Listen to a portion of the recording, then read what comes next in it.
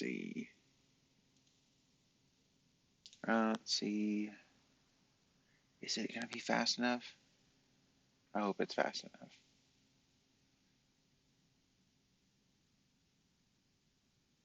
Frame rate seems to be kind of all over the place. If I need to, I can drop the resolution. It's not being very intensive uh, on my computer, like not on my GPU or my CPU or anything like that.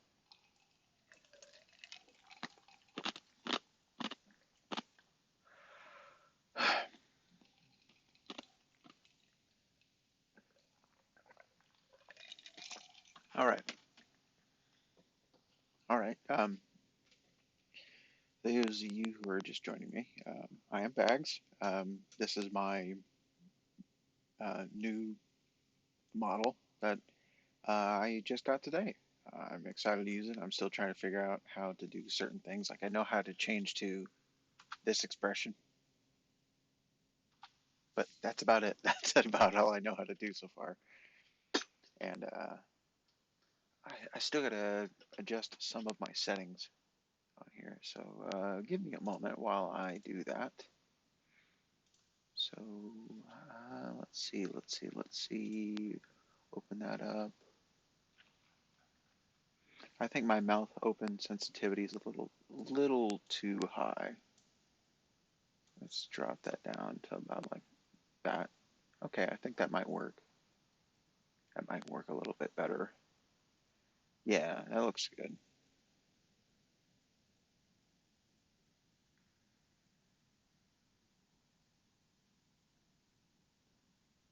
Okay.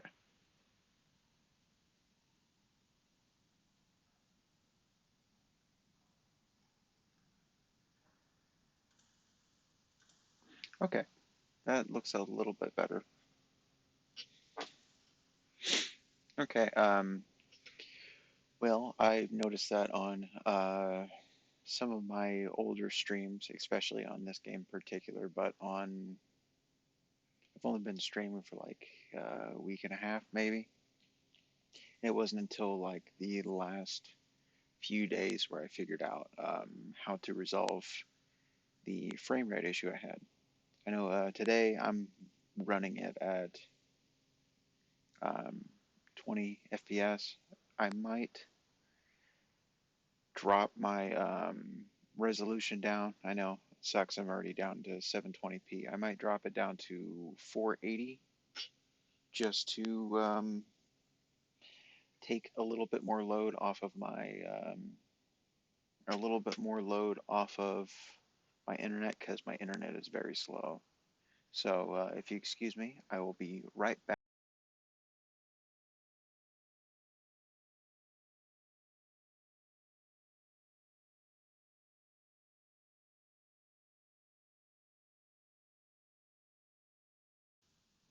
Okay, I am back.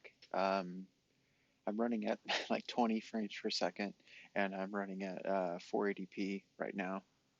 Hopefully, this is going to be fast enough to actually run the stream without any kind of visual bugs or any severe drop frames. I'm running at like a third of the frames I want to run, and I'm running at like half the resolution I want to run.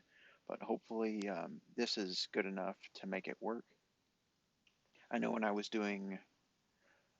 I'm doing all software rendering now because for whatever reason, even if I'm not playing something that's very taxing on my CPU, it really struggles to um, maintain a solid frame rate on my streams.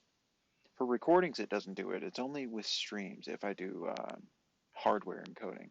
If I do software encoding, it doesn't create the issue where like the frame rate just slowly dies out over time.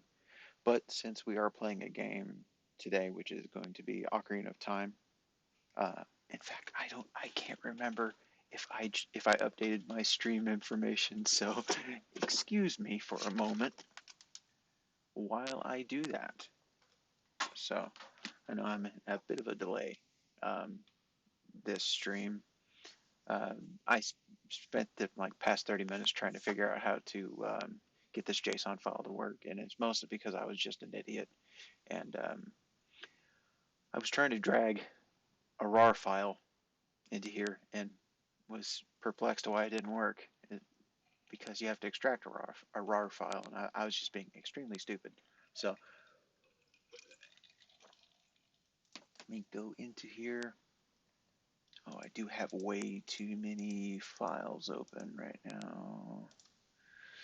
Why am I looking at tires? Okay, let's see. I think because of the issues I was talking about before, we are just gonna start over on the Ocarina of Time playthrough, so people can actually see what I was doing previously. Let's see. I need to go to Creator Dashboard. Oh, Iron Mouse is on. She's fun. She's real fun. She's a real motivational person, in my opinion.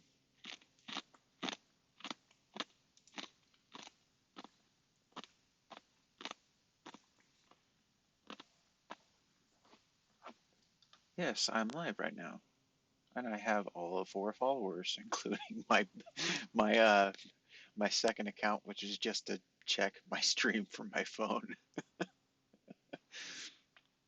Okay, let's see, Stream Manager, and it probably still says yes. It still says we're doing Age of Empires 2, which is not the case anymore. Okay. Okay, let's see.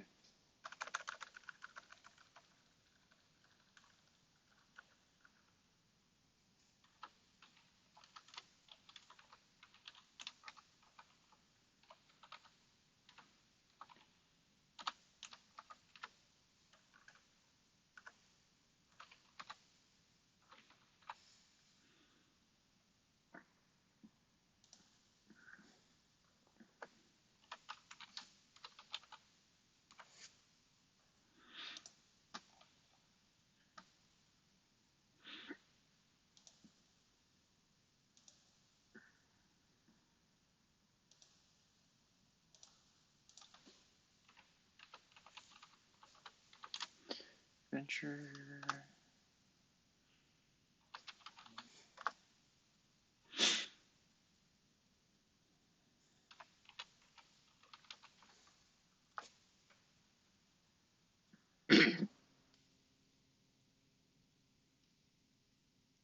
Okay. All right. All right, now we got that out of the way.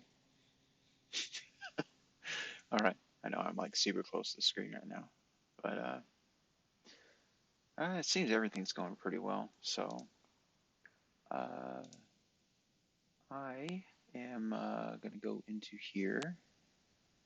I don't need Twitch open anymore, so I can cut down a little bit of lag right there. I know it's going to look kind of choppy. I apologize for that. I would keep it at 30 FPS, but when I do 30 FPS in a 20 FPS game, it looks really, really bad. So I'm trying to avoid that if I can.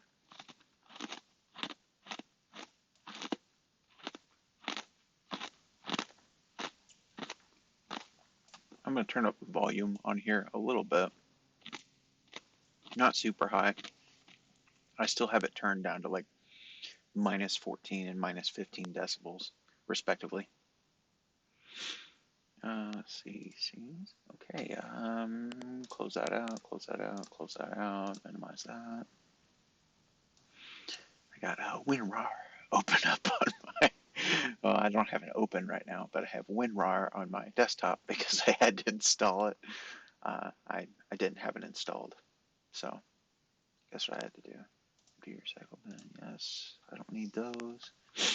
And we are going to start Legend of Zelda and full screen capture.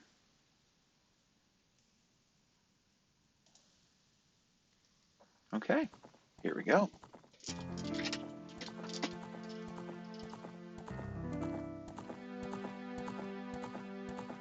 Iconic. Oop, I do need chat open. Oh, come on. There we go. There we go. For whatever reason, this thing just, it likes to mess up stuff. I don't know why. But, okay.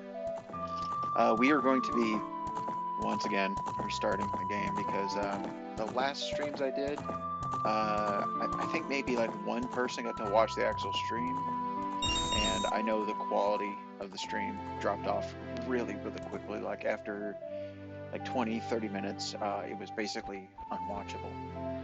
I know the resolution is going to be a little bit lower now, and the frame rate's only 20 FPS, but it should sync up pretty well with the stream, or with the game itself. I'm going to go ahead and check out my... Oh, come on. Check out my stream through my phone, because I have it completely on, just running on a cellular network. Okay, there's that crappy... I don't know if anybody has Android phones, but like recently I noticed that it just started bombarding me with advertisements every time I try to open up my phone. Like, God forbid I was in any kind of like compromised situation or anything like that, and it just keeps trying to get me to install crappy games on my phone. Now, no offense to anybody who plays games on their cell phone or anything like that. If you like that, more power to you. But I do not.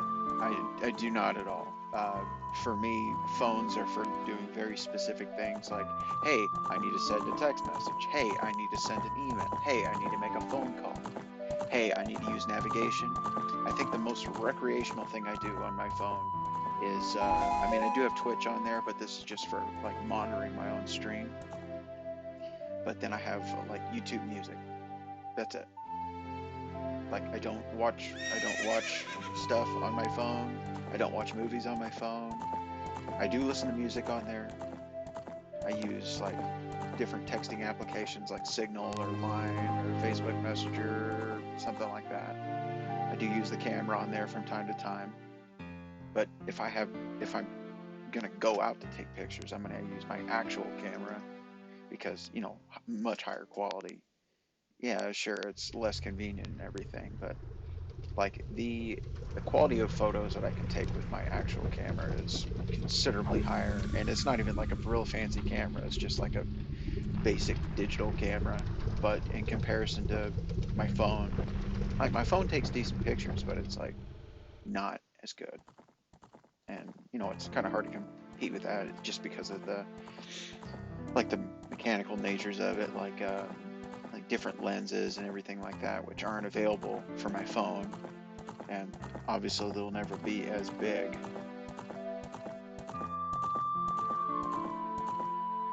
Okay.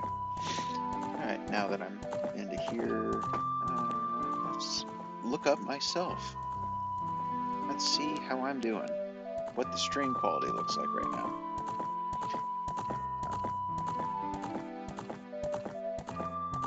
Doesn't look too bad. Actually, it looks pretty good. Okay, that will work. That'll work. Hopefully, it doesn't say I have any drop frames or anything, and the stream looks fairly stable. I know it's not like some fantastic resolution or anything like that, but it's clear enough for the. It really helps that this is an older game, and everything is pretty clearly choreographed on here, if you know what I mean.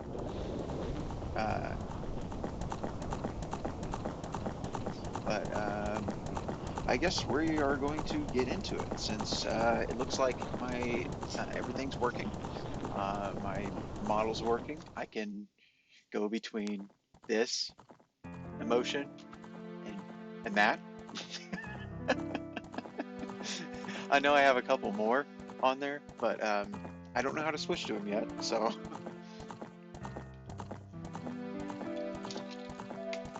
Alright, let's get into this. And I am still not playing with my N64 controller. I'm still playing with this. Okay, now this is gonna pain. This pains me. I gotta do it. I gotta erase it. We're starting over. All right, there we go. Okay, that band-aid is now officially ripped off. Okay.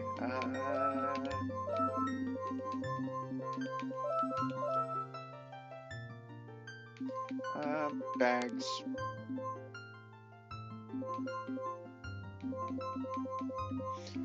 Okay.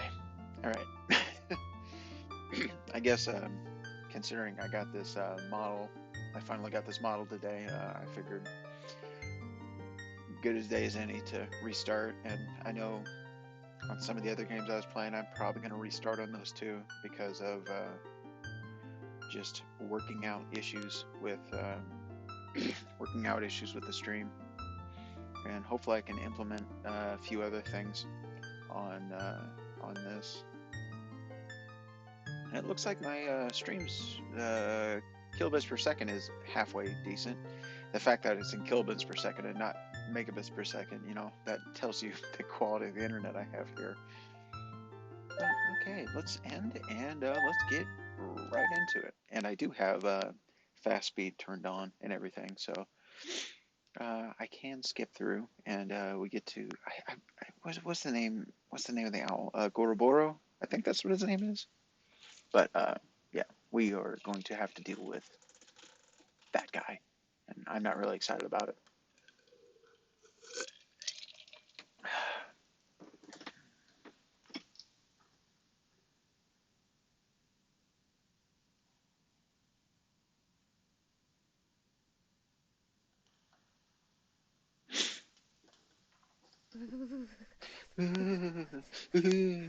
That poor boy. He has no sheets, no socks on, wearing his boots on the bed.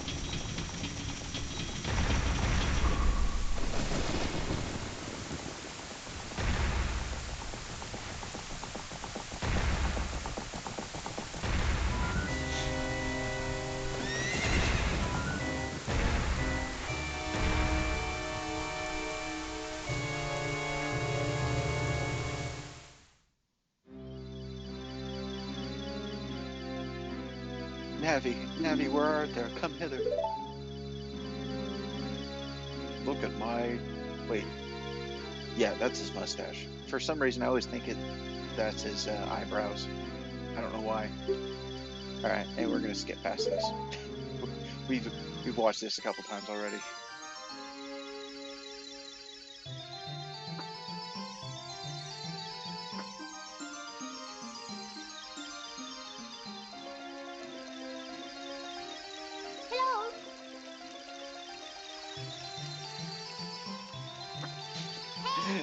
I know. We're probably still gonna visit that guy again. I'm gonna do the glitch just so he can see it.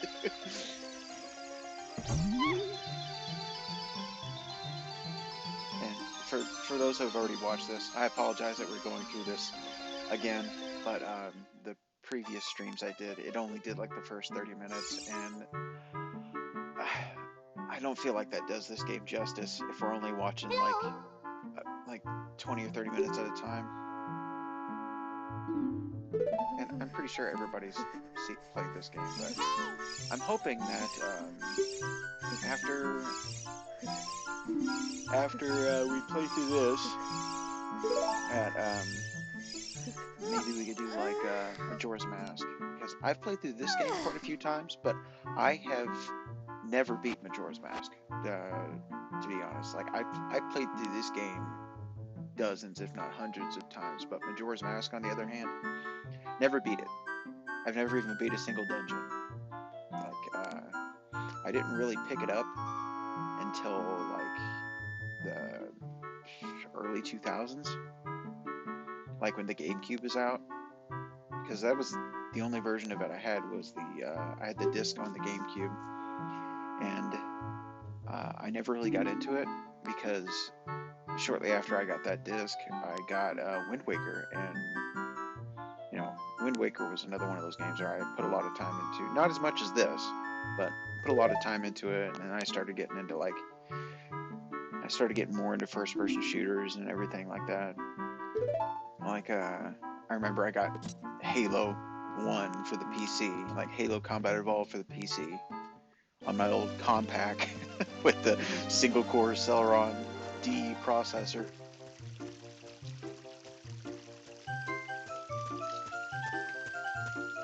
Alright. Hey, it's Saria.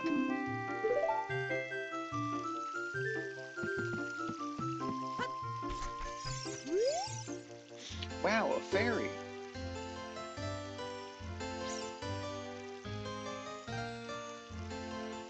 You don't have to be so mean.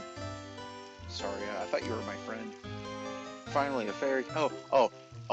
Maybe you should have specified about that beforehand. I thought you were throwing a derogatory slander at me. I thought you were slandering me. I thought I was going to have to take you to court or something. I guess that wouldn't really be slander, it'd just be more insult, because slander would be more like making a proclamation to other people, like talking about me behind my back. More of gossip would be more of a slander type thing.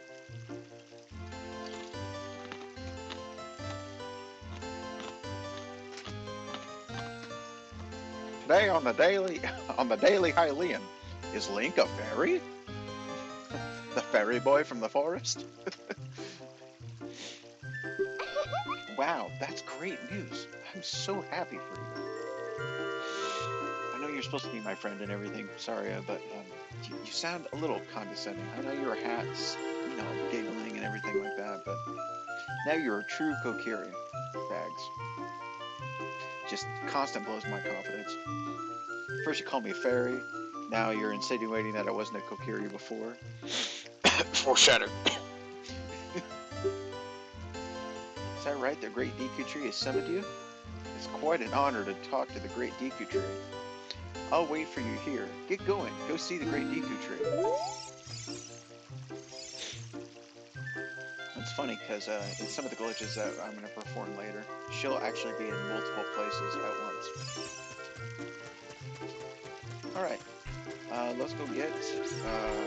we need to get 40 rupees and a sword. And then we're going to go get the... we'll go see the Great Deku Tree and go get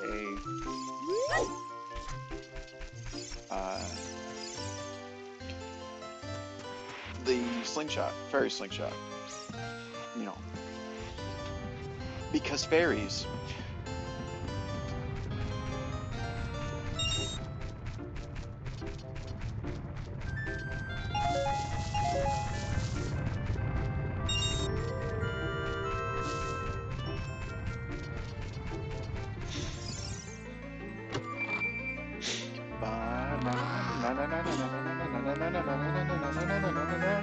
You got the thing.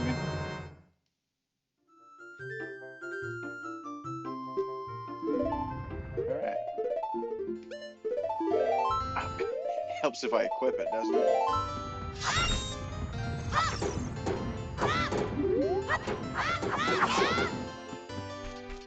I don't care, Navi.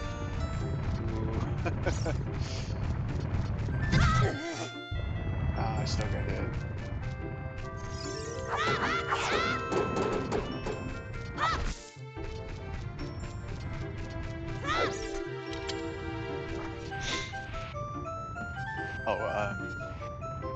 So a joke I was carrying, I was doing last time that we didn't really get to see is,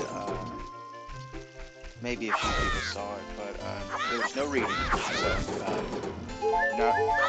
I'm not going to read any signs. I think there's like one thing that I have to read, and that's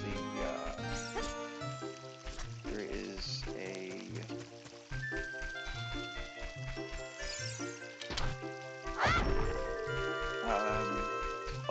in the royal family's tomb, there's a spot in there where you have to read to get the sun song. So you have to read that. Aside from that, you basically don't have to do anything in the entire game.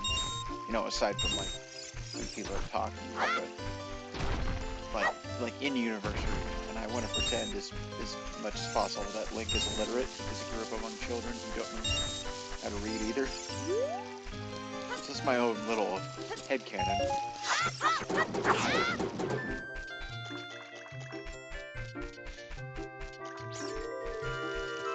Let me go and come on.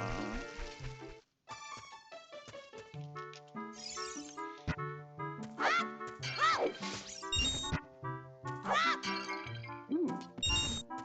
Almost got 40.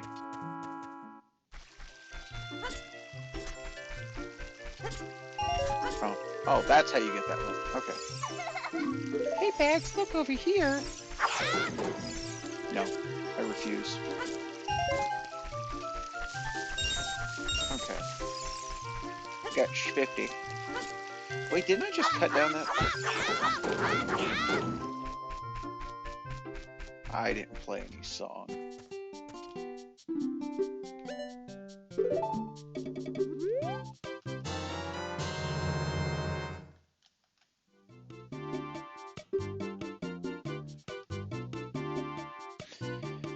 Why is it so slow?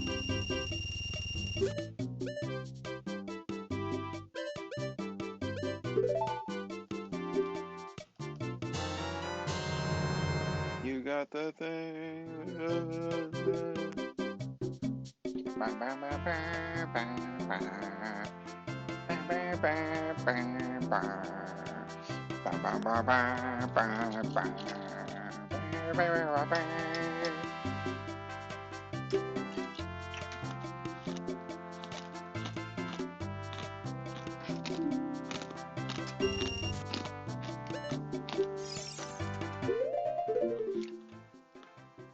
Cha cha cha.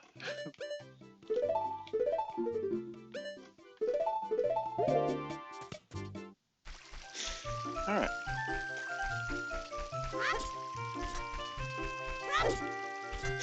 Get past this waste of space. Okay.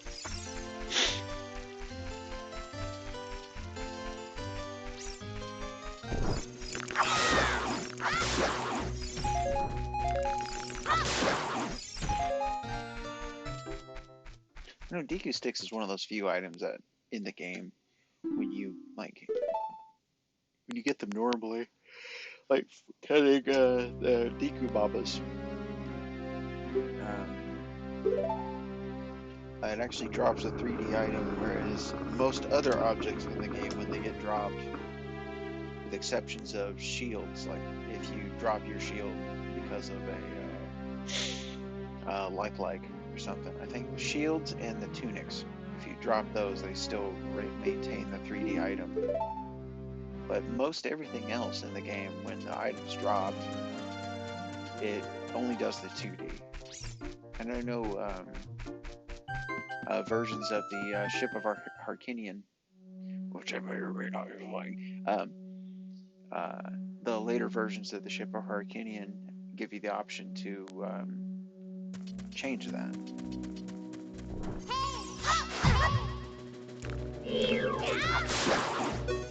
Yeah, that's what I want.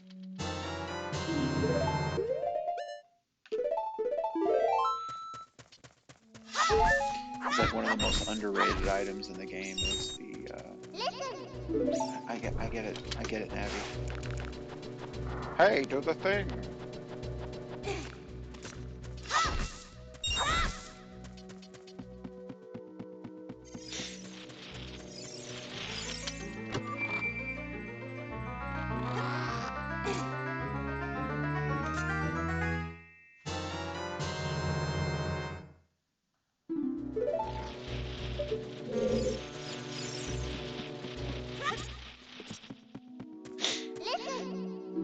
I get it, Abby. You don't have to keep telling me. I know you're going to. This one I have to.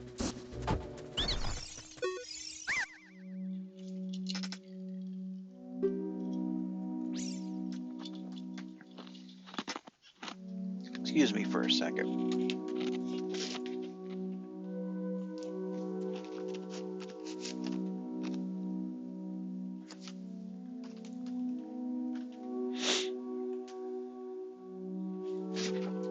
Okay. I went and my feet were a little cold. So I'm putting some wool socks on.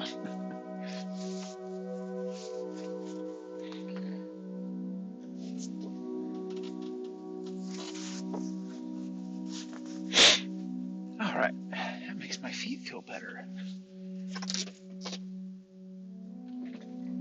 Who'd have thought that sitting in shorts in the middle of winter will make you feel a little cold? Who'd have thought that, right?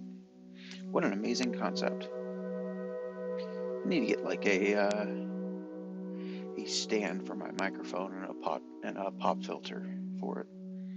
Luckily, I'm pretty far away from it, so we shouldn't have any kind of pops or anything like that. But also because I'm far away from it, it can get a little echoey. Hopefully, I can resolve that in the future. I mean, I don't have any kind of real fancy mic. It's just like one of those like on-brand ones. Like both my TV and then my chat monitor are they're just like on brand.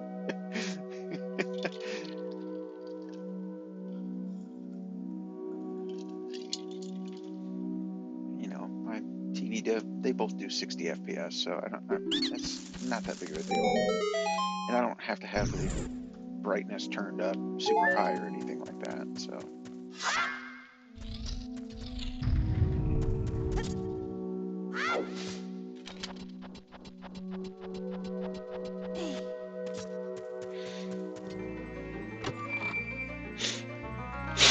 Man, why did I get the sniffles all of a sudden?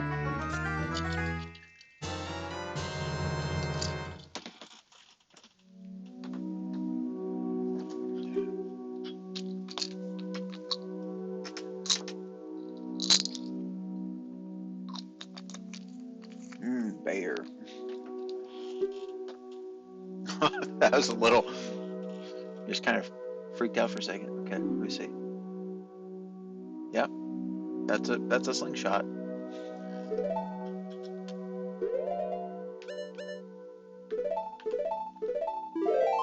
All right.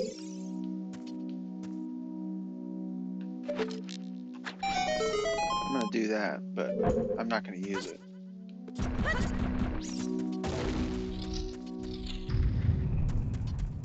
Because I don't care.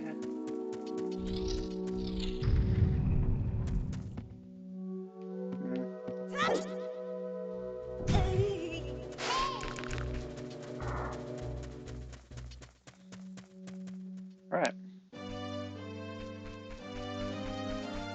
I will return to the Great Deku Tree at a later time.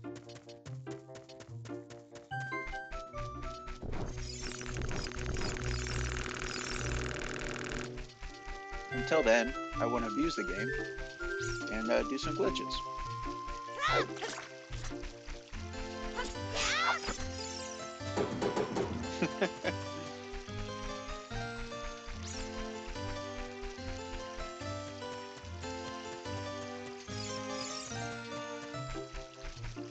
Alright, those who have seen my previous 2 attempts of doing this, you can get around this guy. Normally, if you try to walk up against him, it doesn't matter if you roll into him or anything, you still can't get past him. What you can do is you pull out your sword, get rid of this sign, turn right. Well, you gotta like angle yourself like slightly against there, hit B, tap down, and A at the same time. So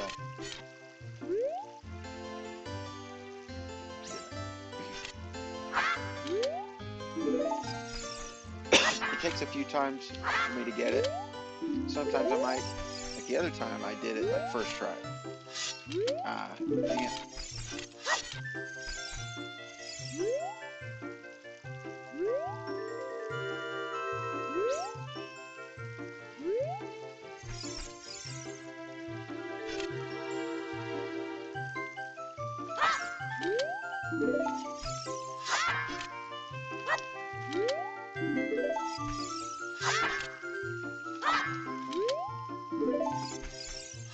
Let me see if I can get it.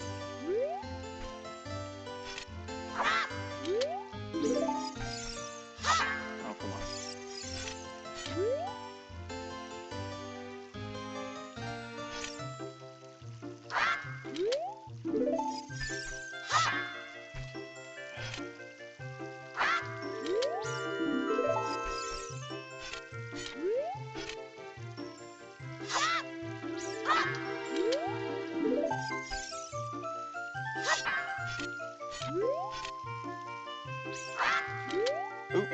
Oh, I almost had it. Oh, come on.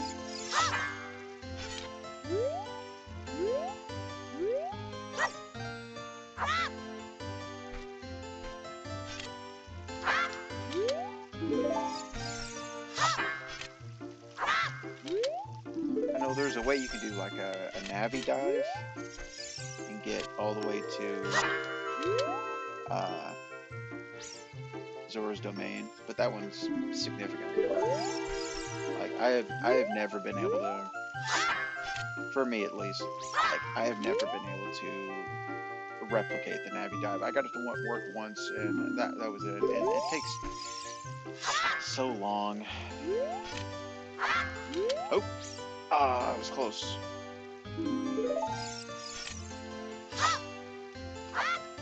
Oh, come on.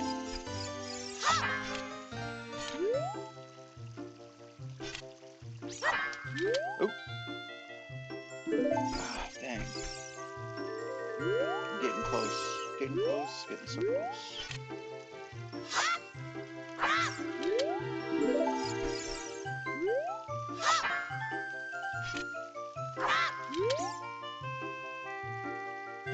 I think I got it. Yes, I did.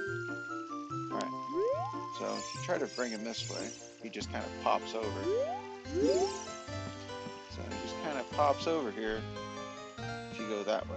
But if you bring him over here, and just slowly walk against that, he'll clip through, fall to the ground. Now he's gone forever. Well, not forever, until next time you see him. Next time you come through. But you're not supposed to be able to go through here, so it automatically triggers this cutscene where you get the Ocarina of Time.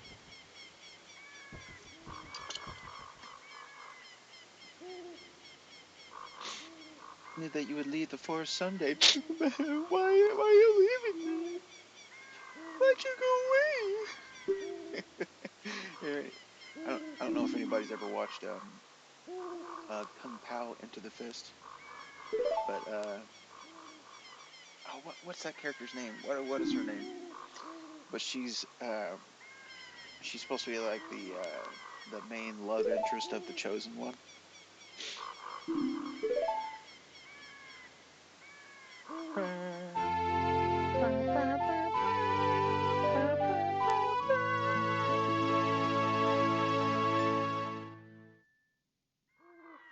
Oh, Ling. Her name's Ling. But the whole time, whenever she's talking, like she'll be saying something and she'll go, oh, and then her dad, when he meets his dad later on, when the Chosen One meets Ling's father, he's like, I am Link's father. Oh. Like there's so much in that movie that it's terrible, and like by today's standards, I'm sure a bunch of people would be like, oh my god, that's racist, that's offensive. But it was all just making fun of old kung fu movies from the time, from like the 60s and 70s, and it was all just like green screened in.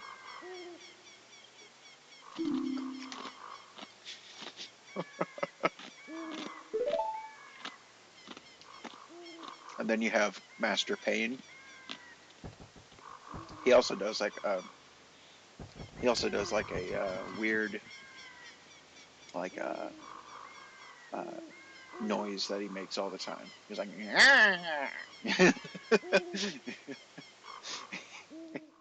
and there's a part where he comes to the village, and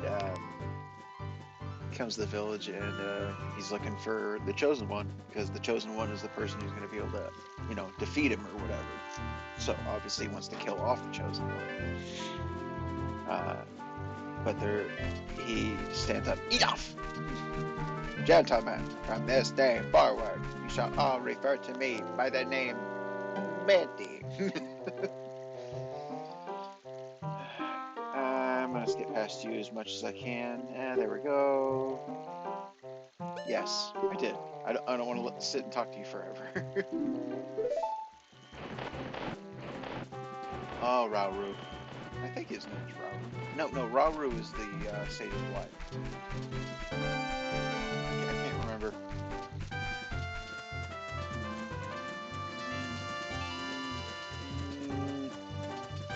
Wow, he's actually fine.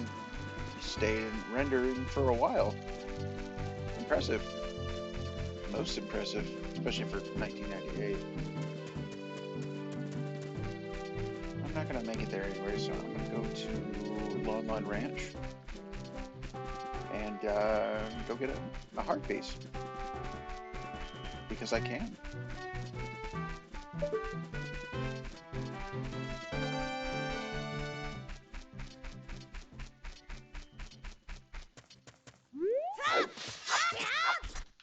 All right.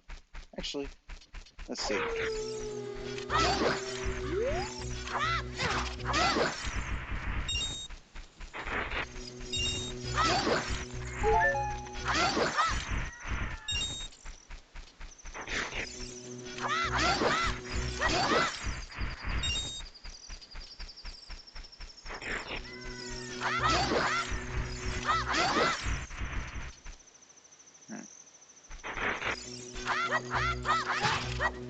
Oh, come on. Why? Why are you doing this? Why are you this way? Right. Every 10th one, you get a big one. The second big one, though, the 20th one.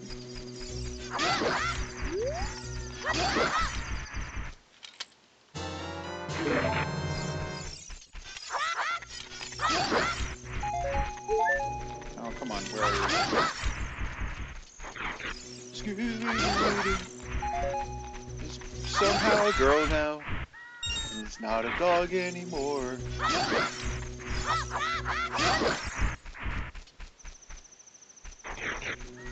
Ooh. And he drops 60 rupees, or 3 red rupees.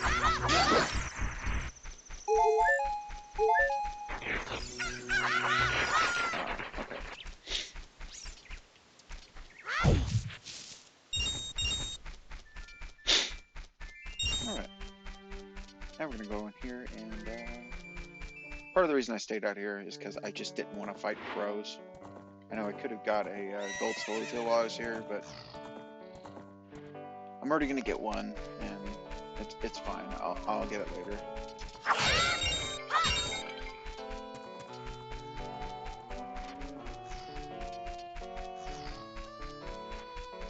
Hey, look, it's Luigi. Nobody cares how Luigi feels. Saluda.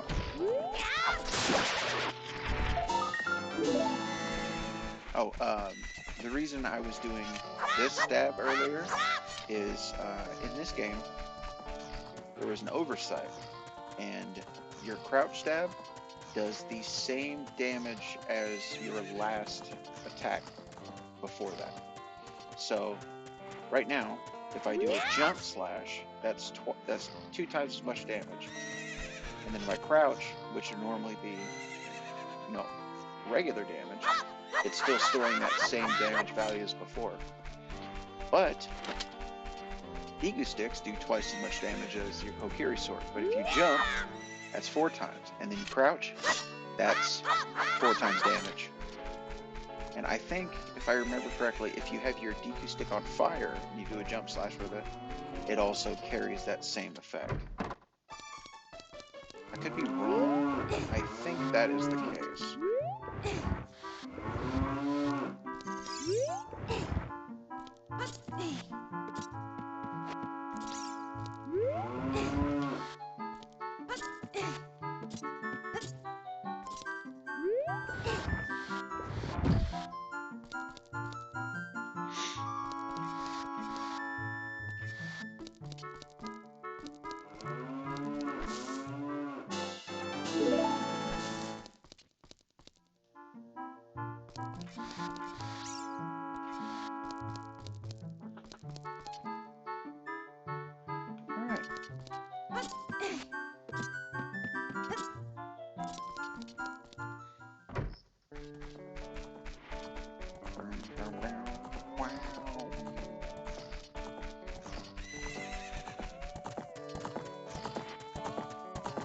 Man, look how fast I am.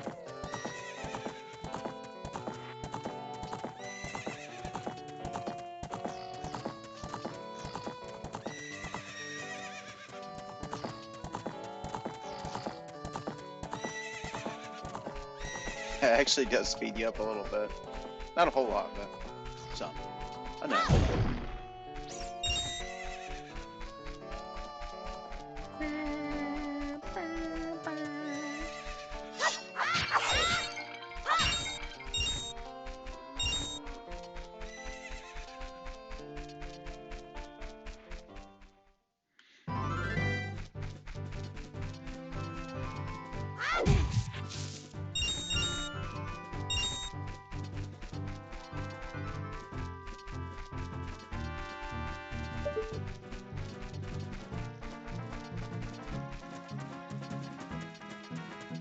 I mean, I don't really need the rupees, but I can show you guys something. This is something that a lot of people know about, but you know, maybe you've never seen this before. I know I've showed it off my last streams, just like I did with the 20th stall child. If you go up here, you can walk up here, turn right, and then there's actually 3 rupees up here. If you wait for the nighttime, you can actually walk across the drawbridge, and there'll be 3.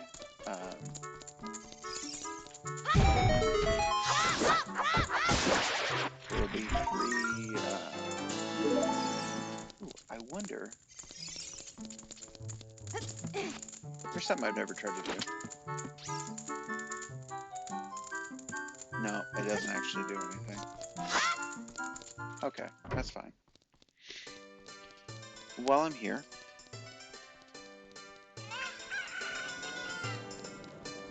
let's go into this shop. We're going to go ahead and buy the shield. That looks like he's had a brain aneurysm or something.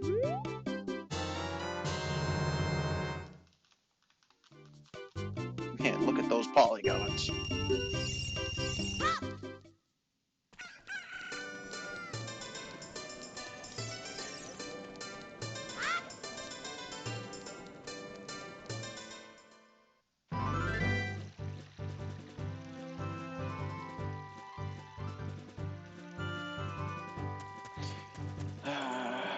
I think it's Goroboro.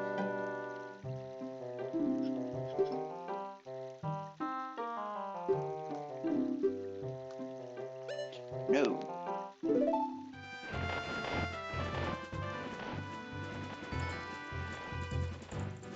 Alright, first thing I'm going to do is I'm going to come all the way off.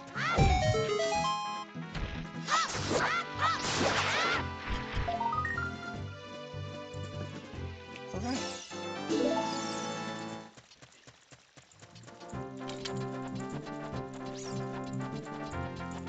And I'm not gonna. Last time, I went all the way up there and tried to rearrange the things, then left.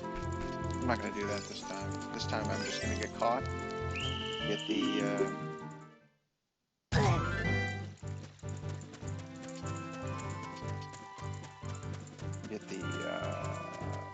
Okay.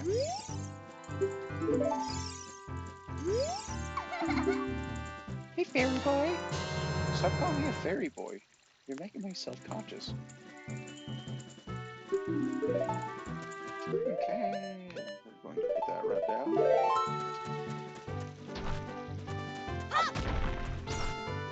Let's kill some time. Make sure to get some jaws.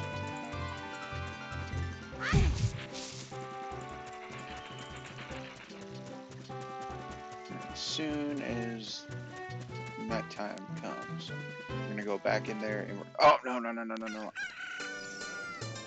Alright.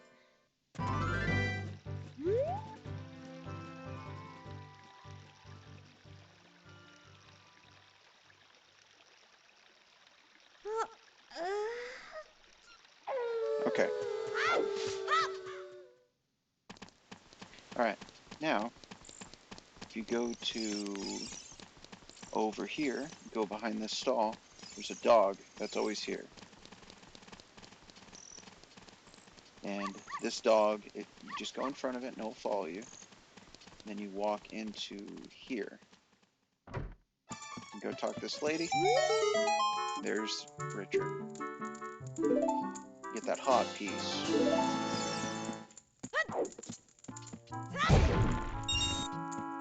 And then you steal her money, and then you leave. I wonder if I can...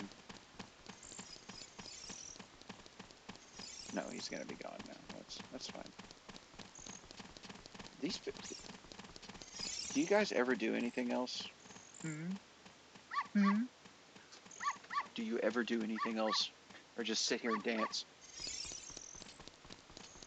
Dance, dance, dance! Got a crap at my pants.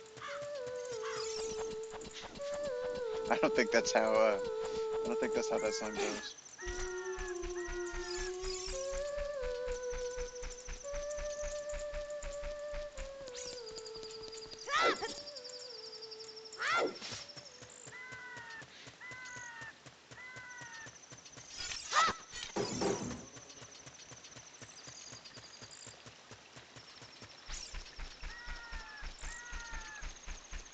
And these guys do not have very good vision.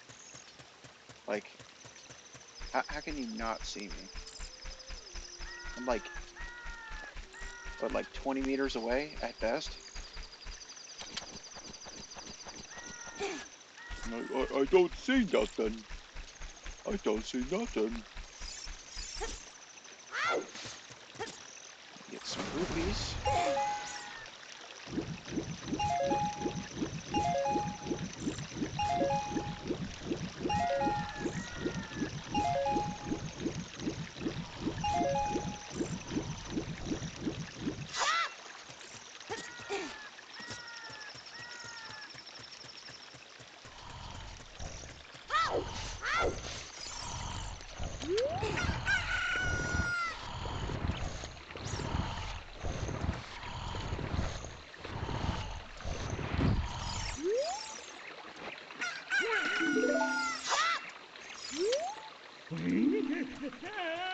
I'm scared of my child.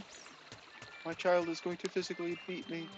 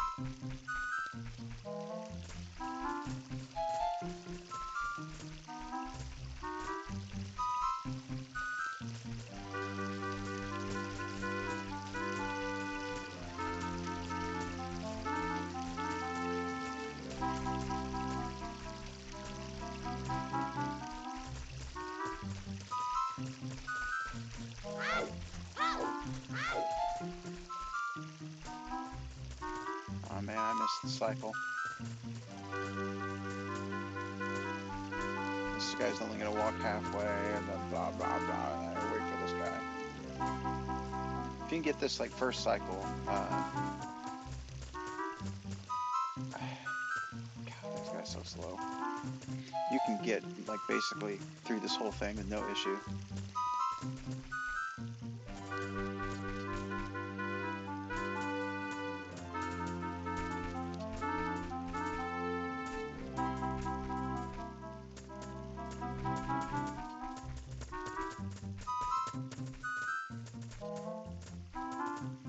I wonder who that's supposed to be in the statue. It looks like a Roman sculpture, but oh, there's something cool in this. So Come up here. Throws a freaking bomb at you. But if you go over here and shoot this one, red rupee. Also, if you look through here, there's a bunch of Mario characters. Like you got Mario, Bowser, Luigi, Yoshi, and then Princess Peach.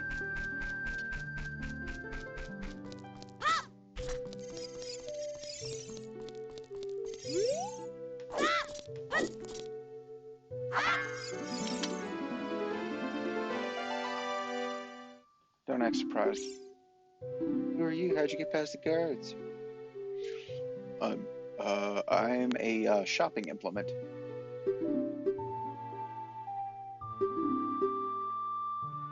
Why would you just assume I'm from the forest? Do you have it? I mean, I could be honest. But we'd be here all day, because if you hit no, if you're honest, because I never received it. I was telling you the truth, but whatever, I'll just lie to you.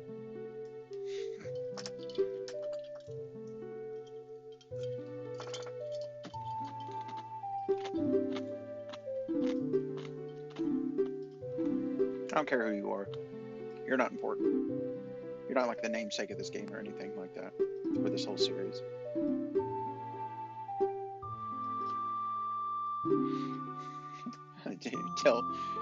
Keep it a secret from everyone.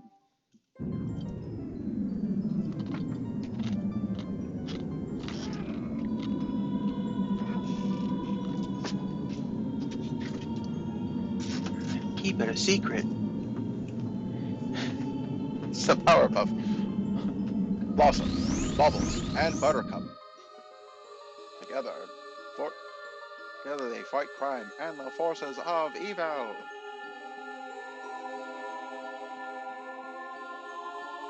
And also, they're going to the Emmys this year.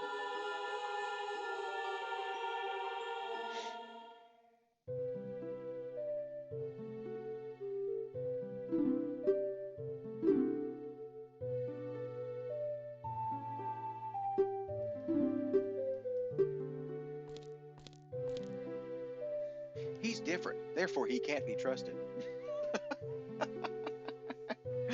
It's a little racist, Zelda. A little bit. Look at him with his green skin and his orange hair.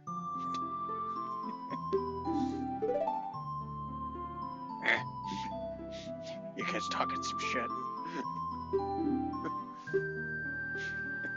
I'll never be able to think about this this part of the game without thinking about that Game Grumps one. It's like, I'll never guess what we're thinking about when we're planning yet premarital sex. That is a classic.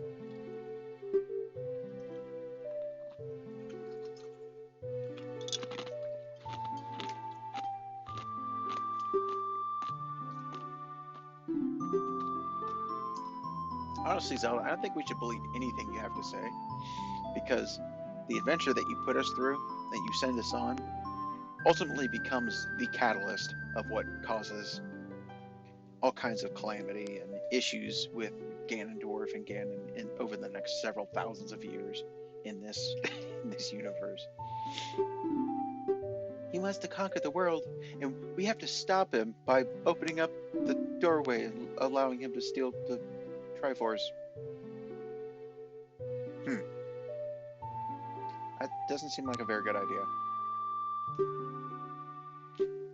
I don't believe you.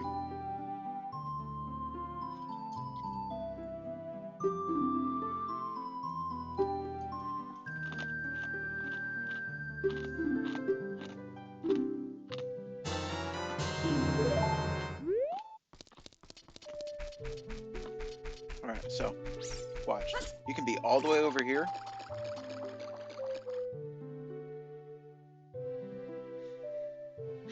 And now you're not.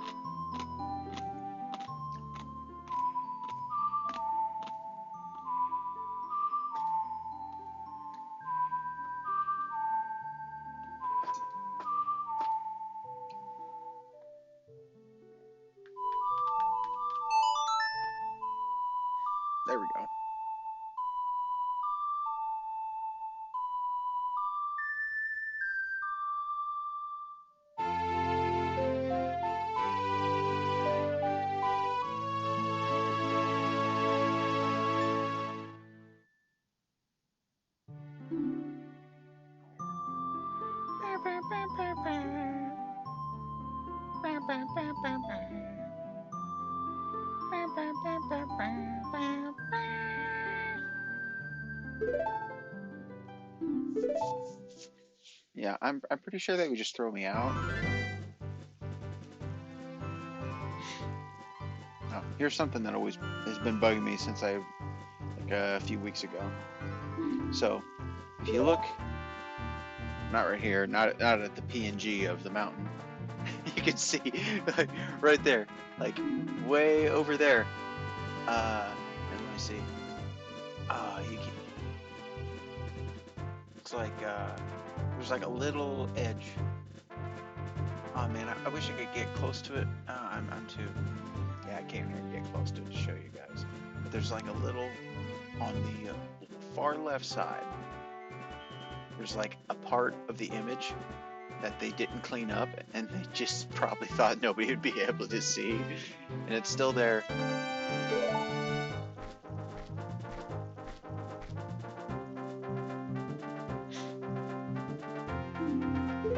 Now, if you look back there behind Impa right now, there are no trees. Keep that in mind. See, back there behind the picket fence, there's no trees. And then it turns me back around. But if I look back here, now there's trees and a rock there. Really consistent. Just pointing out like small continuity errors in a game from 1998. That's what all the cool kids do, right? Right? Huh?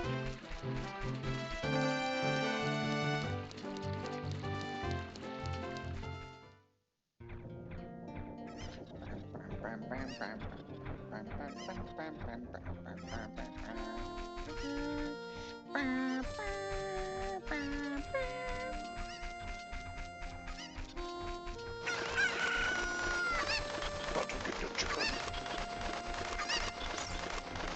Chicken salute.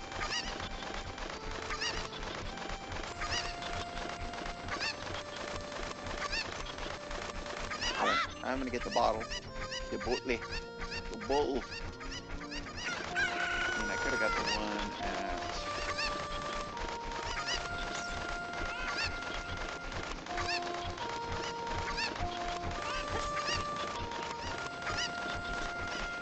at... at Lone Lund Ranch, but I just haven't got it yet.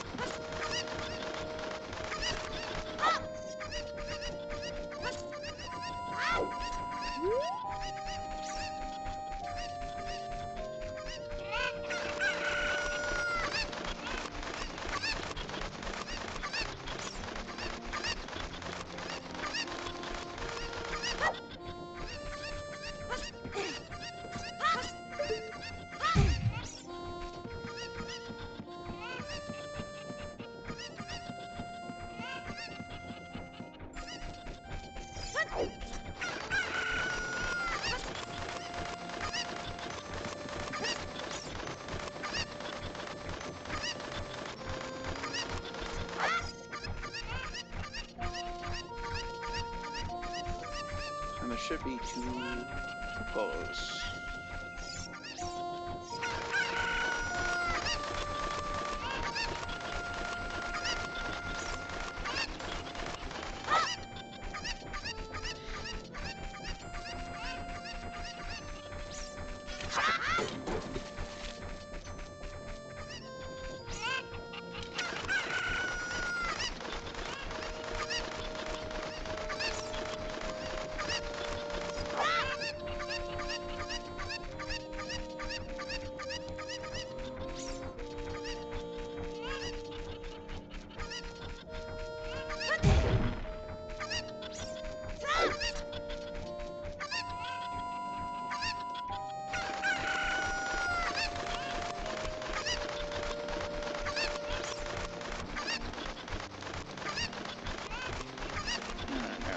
one more, then we'll get our first bottle, which is a real big thing.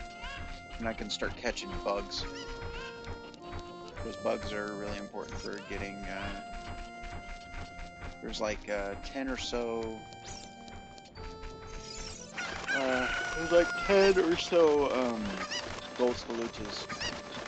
Yeah, there's 10 gold scaluches that you need bugs to get, because you drop them where the soft soil is.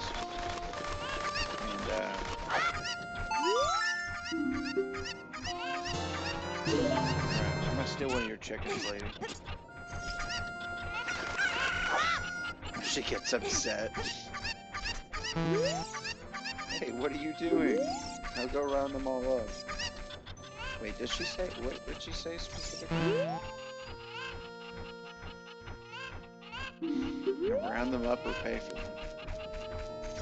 No. I don't care, lady. I don't care.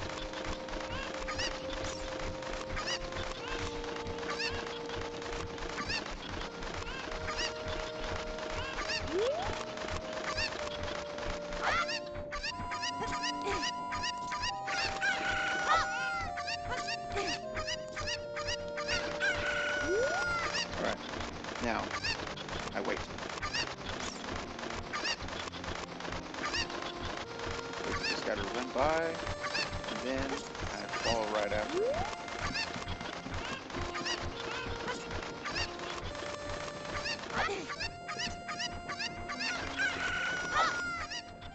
I don't care.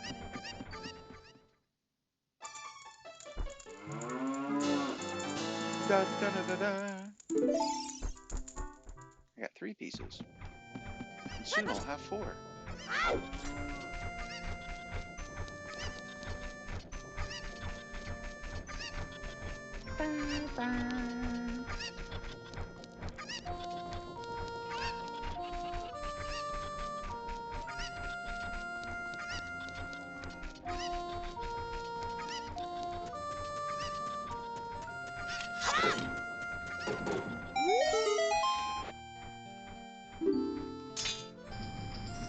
Now you want me to go do you some favor. What if I don't want to? Sigh. Lay sigh.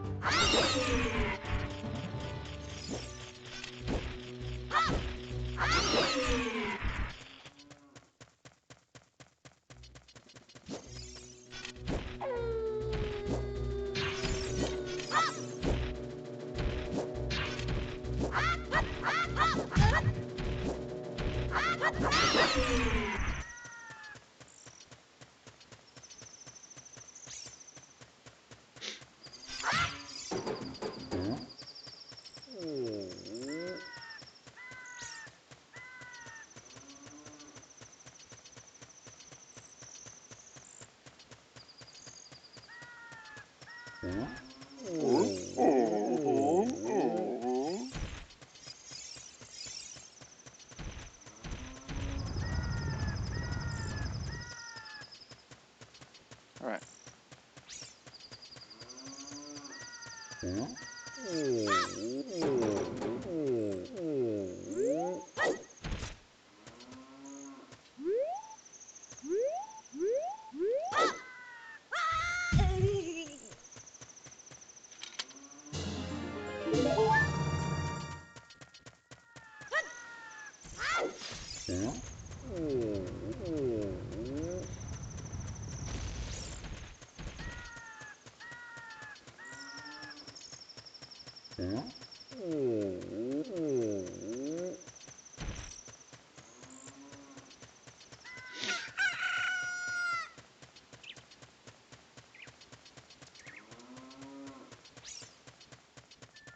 remember when I was a kid, I thought the world of this game was so expansive and large. I mean, like, for the time, it's huge. But, like, not quite as big as, like, Link's Awakening? No, no, not Link's Awakening. Link to the Past. That's what I mean. Link to the Past was a little bit larger, but it was also in 2D, so.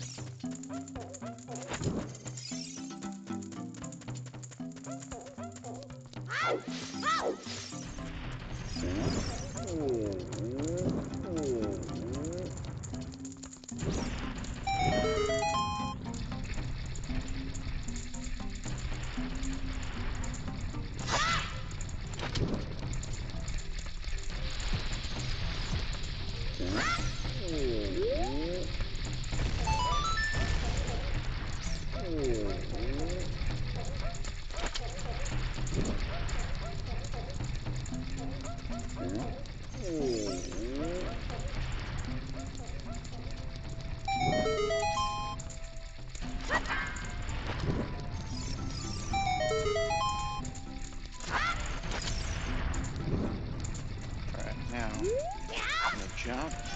I'm gonna see. Nope. I thought it would work, but it did not.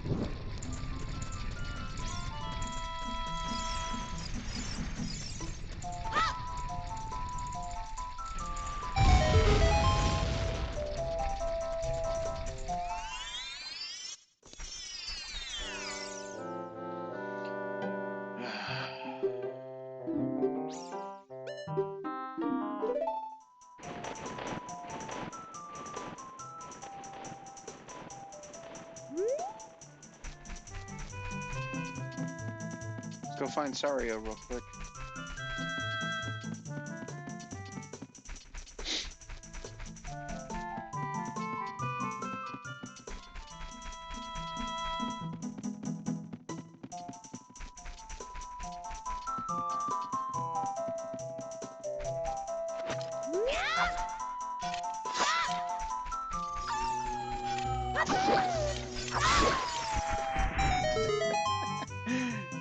So easy.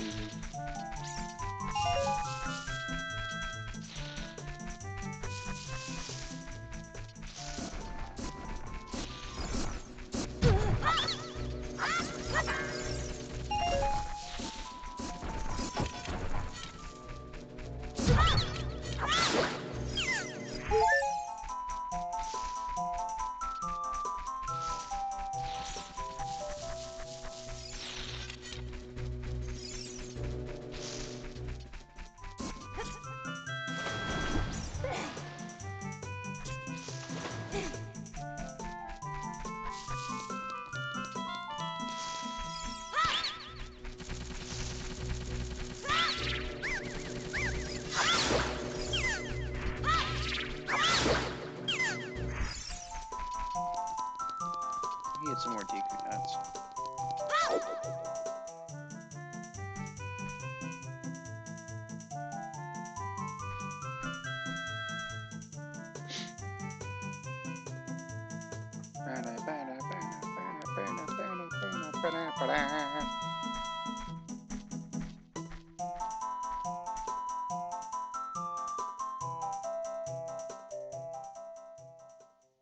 Are you here to ask me why I have green hair when everybody else has blonde hair? Oh, you're not. Okay.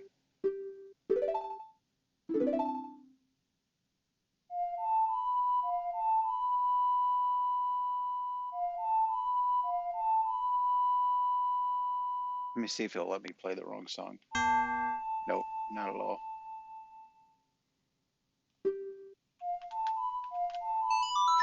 Like it would let me play like the Boldero of Fire or something.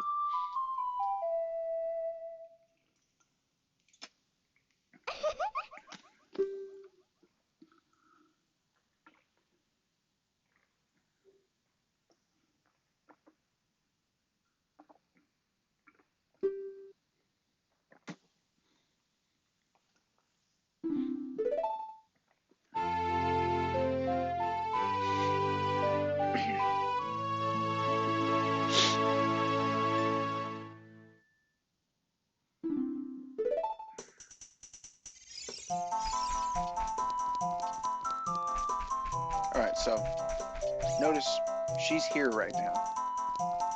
Keep that in mind.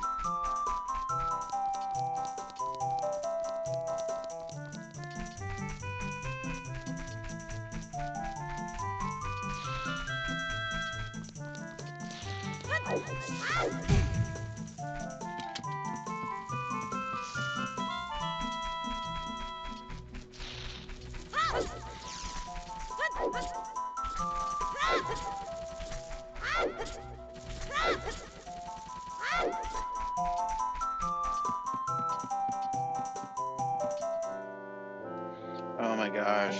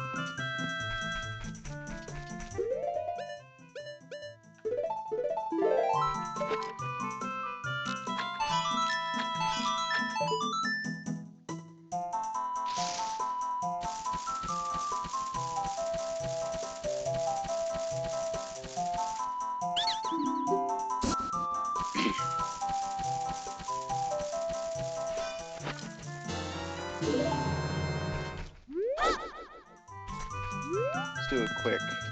I say quick. Let's see how if I can do it in one go.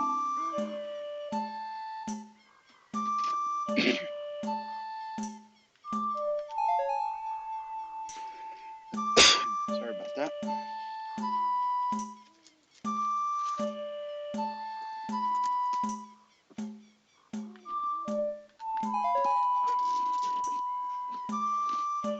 I'm eating an Oreo.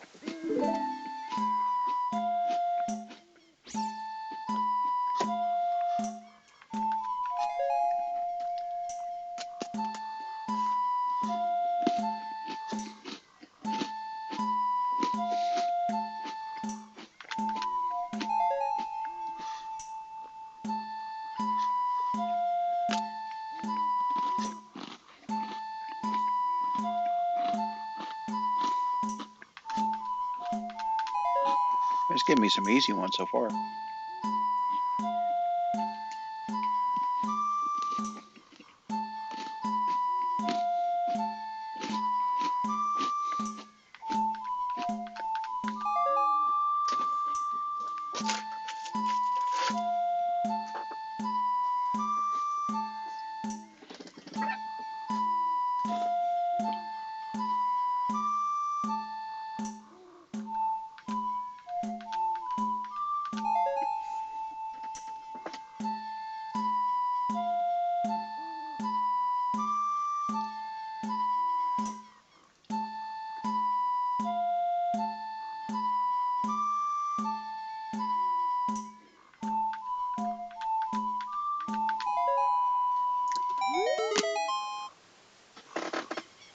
Yay!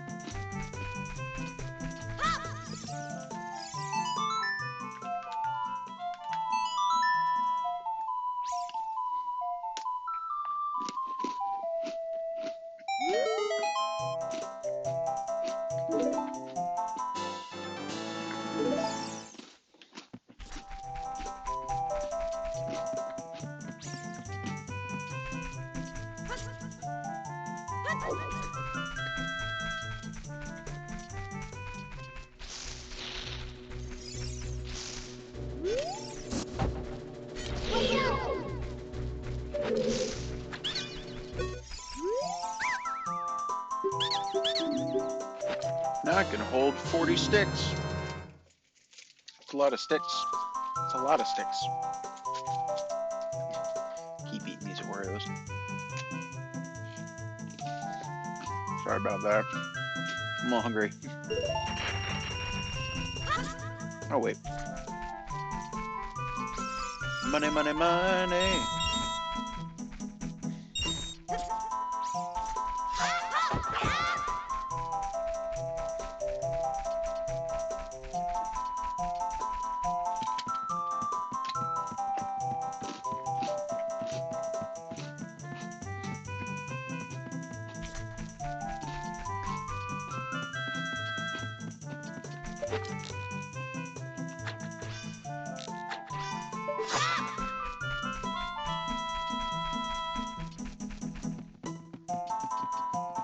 Alright. Now, we're going to go back here.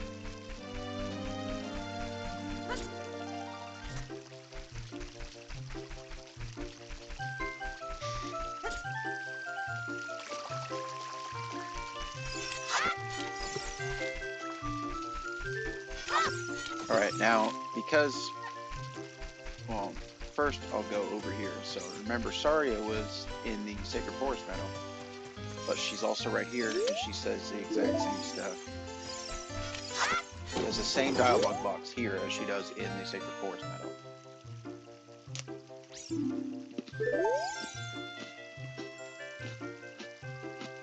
That's the only part of it.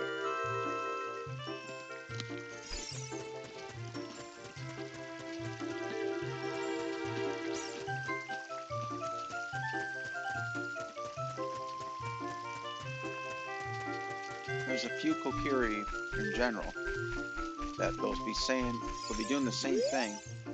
Oh, you're okay? You didn't leave the forest after all, did you? Normally he'd be over here to the side, and he wouldn't be trying to guard the exit anymore. There's a couple other, or a few other, that do similar stuff. Like this guy. Now he's doing this.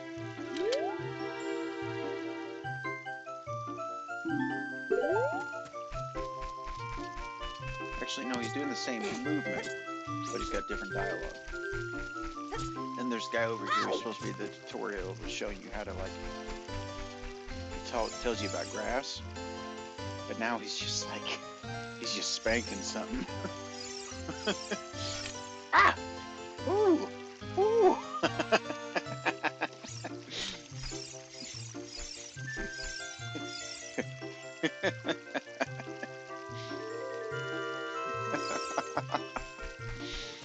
But by far, this is like the whole reason I do this is because of this guy over here. Now this guy is supposed to be showing you how to pick up rocks. So you go up to him, like, oh, he's trying to pick up the rock, but he's not actually locked to it. So he can just thrust at you. Like,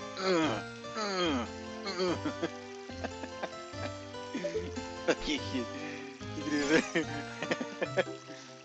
Let me see if I can get the camera.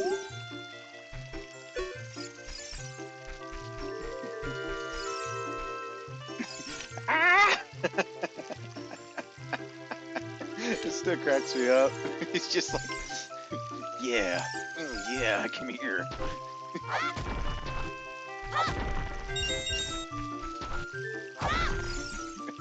So I think that's a little inappropriate.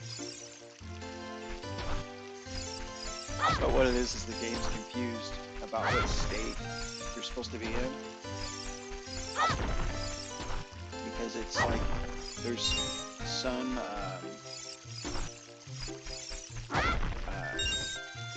what is not checkpoint, but there's some flags that have been triggered, but others have not. So the game's in like this weird halfway mode. You can do this on the original console and on the virtual console, and I'm pretty sure you can do this on the Switch version too. The Switch version is just an emulated version of the original, I think. But he just keeps humping.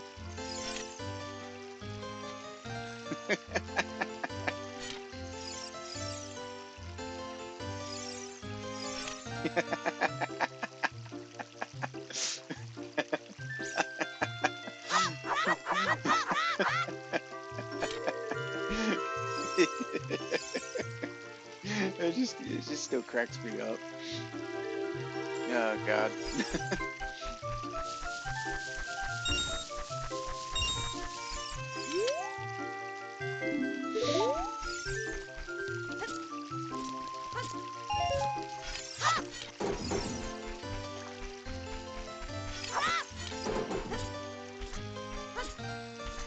Mindo's house. I think this is Mindo's. No, this is the house of the twins. That's what it is. Twins.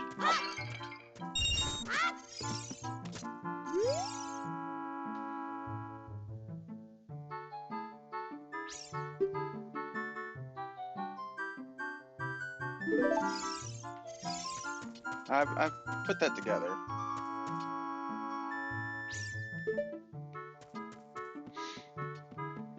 Man, look at that. Low resolution. Of course, probably on this stream it looks fine. I'm looking at this from my 4K display, and you guys are watching it through a 480p stream because my internet sucks.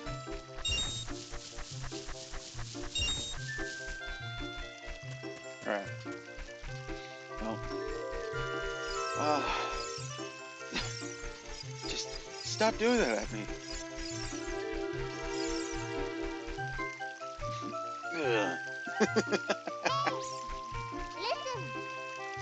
Come on, be brave. Let's go into the great tiki tree. I was trying not to pick that one up. Oh well, it's fine.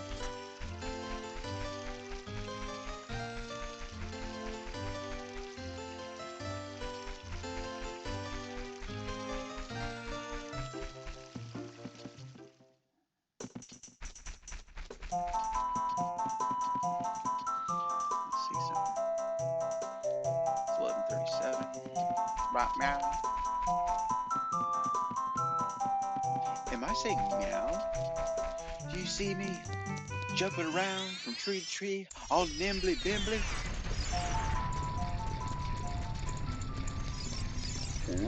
Don't disturb the potato people.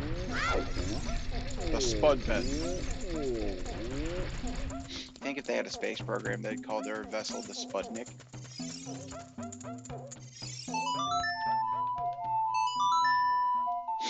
Oh, you'll get to see a little bit more of this cutscene because of the widescreen. So you see him like just slowly back away. You normally can't see very much of it. And he's just like off on the edge, just like staring at this guy.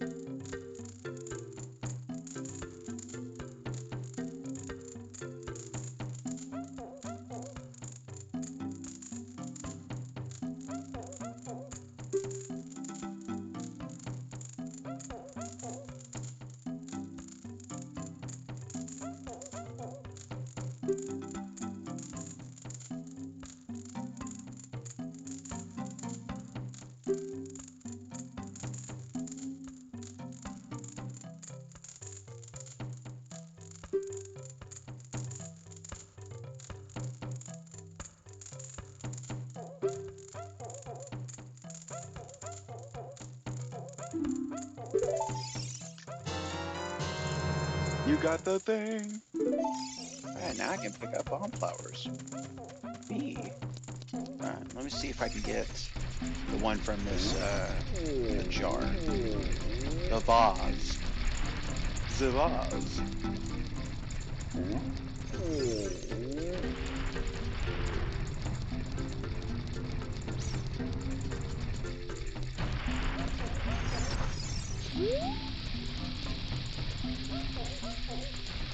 I missed it.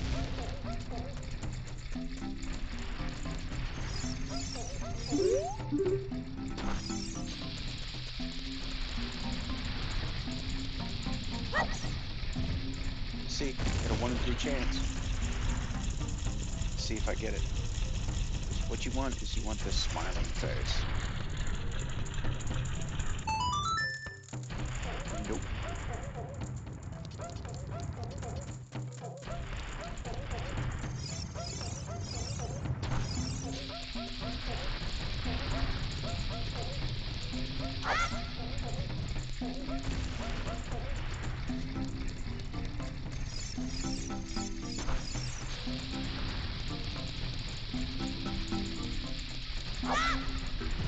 There we go. Let's see if we get it this time.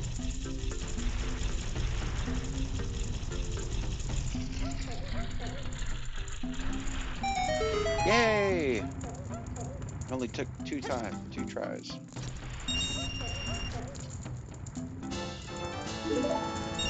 Let's see, how many pieces do we have so far? 3. Okay, sweet.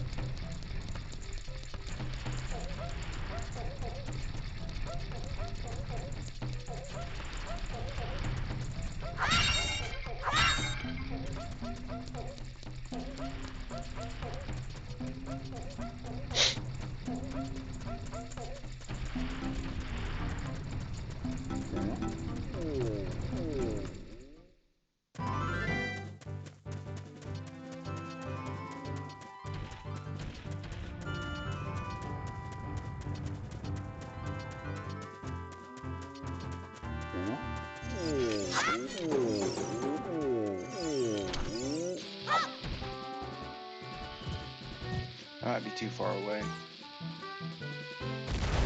Oh, no.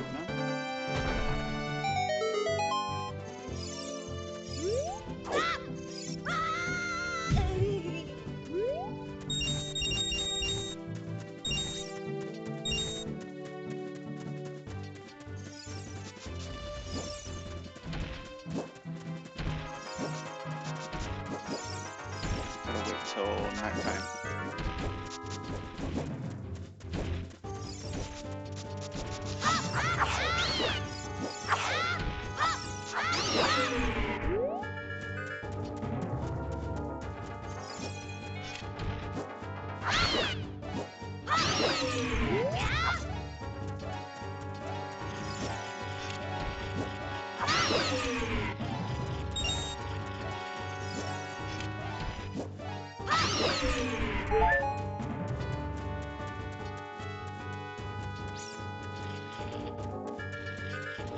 Come on. I need nighttime. Well, I don't really need it. I can just... Yeah, I'm being dumb.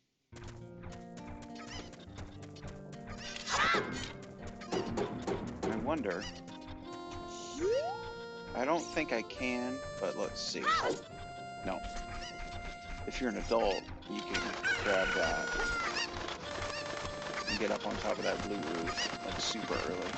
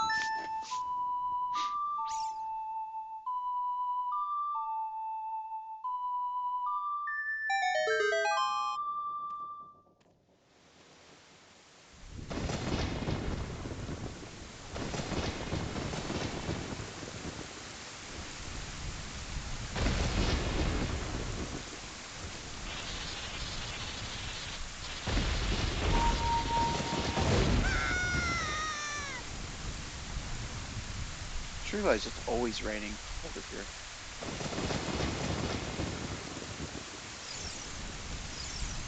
And for a place that's always involving a storm, you don't get in here using the Song of Storms.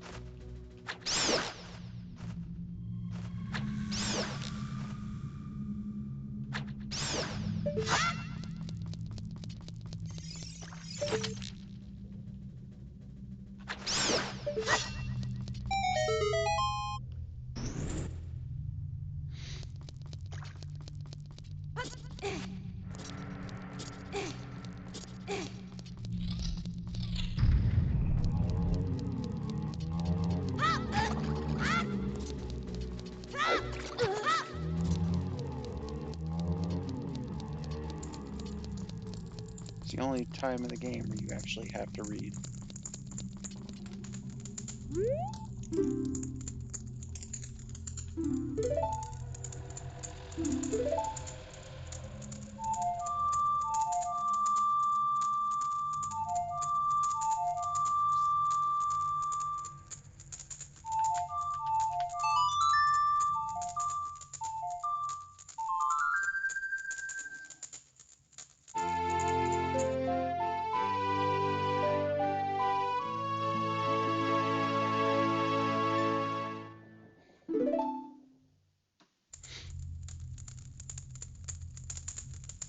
That comes in handy later on in the game, actually almost immediately, but it's it's a good part of this game. I'll say it that way. Now you can come in here. You can play the Sun Song, and it freezes all the redeads, which is handy. Because now they don't do anything. You can walk around them all you want.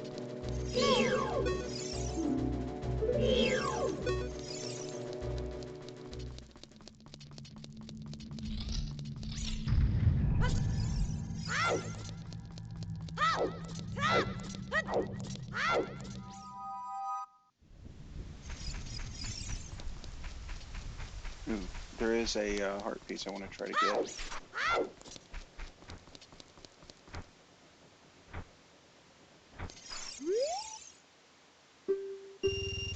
See? Oh, I got one.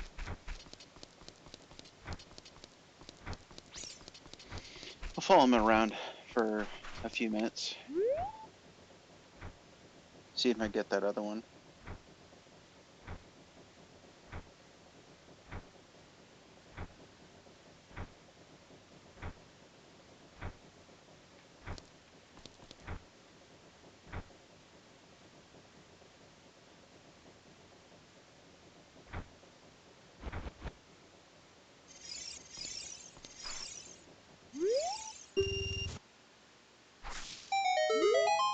There we go. Cool. Alright, there's one. And then I think is it? No, it's not that one. It's this one up here. I think it's this one. Yeah.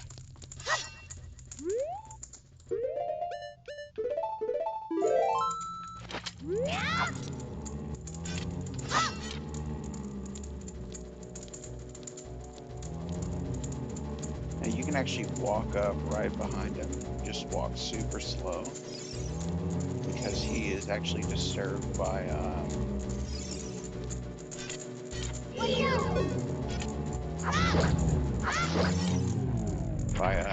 volume. If you are too loud, he'll actually appear or start moving, and then he'll jump on you and try to suck your life out of you.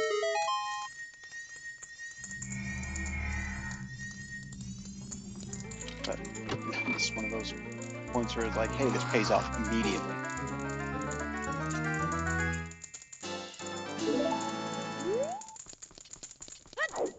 There's actually another heart piece here, but I can't get it quite yet. I mean, I'm gonna try. I'm gonna see, because I'm not good at bomb hovering or anything like that, but I'm gonna see if I can jump off of here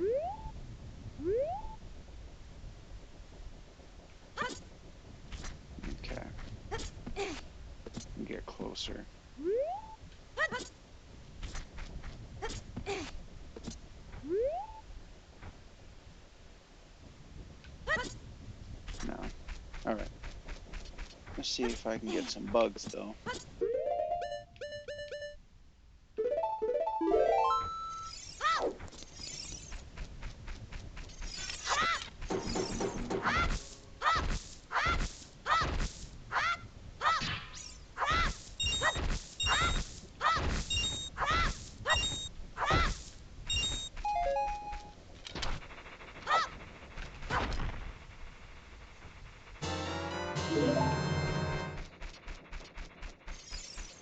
Alright, now something you can do with these is you can come over here to the soft soil and drop these guys on the soft soil.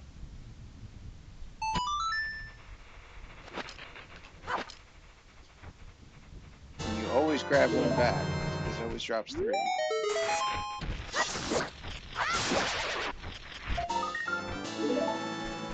Now, there's a gold skeleton.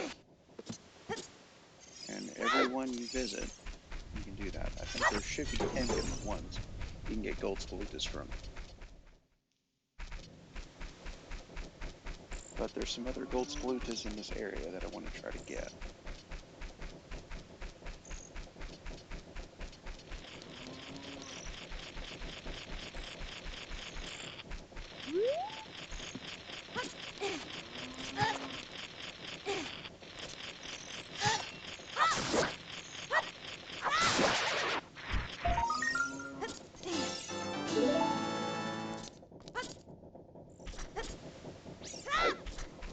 Alright, there's another one over here.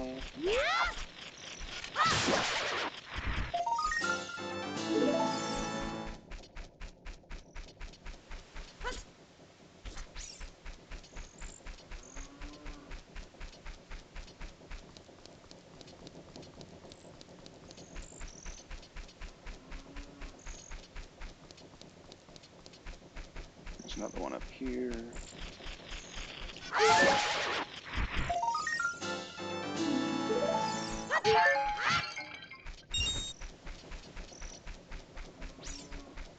And then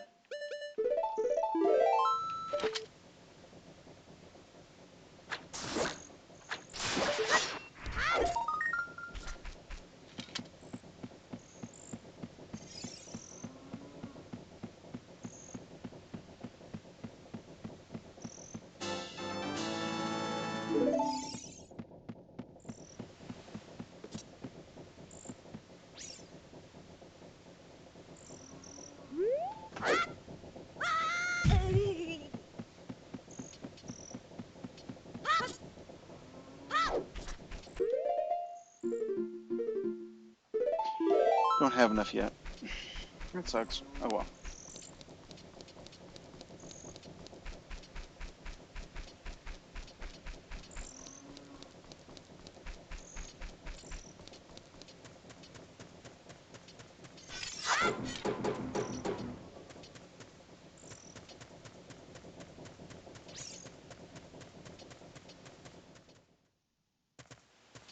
I guess for now we can go inside of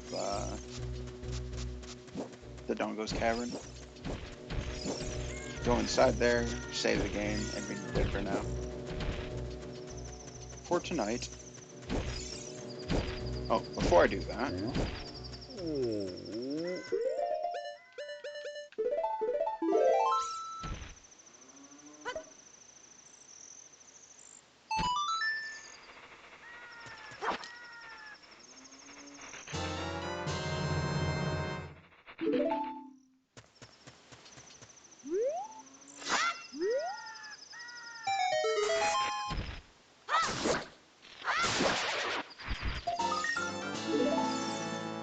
Alright.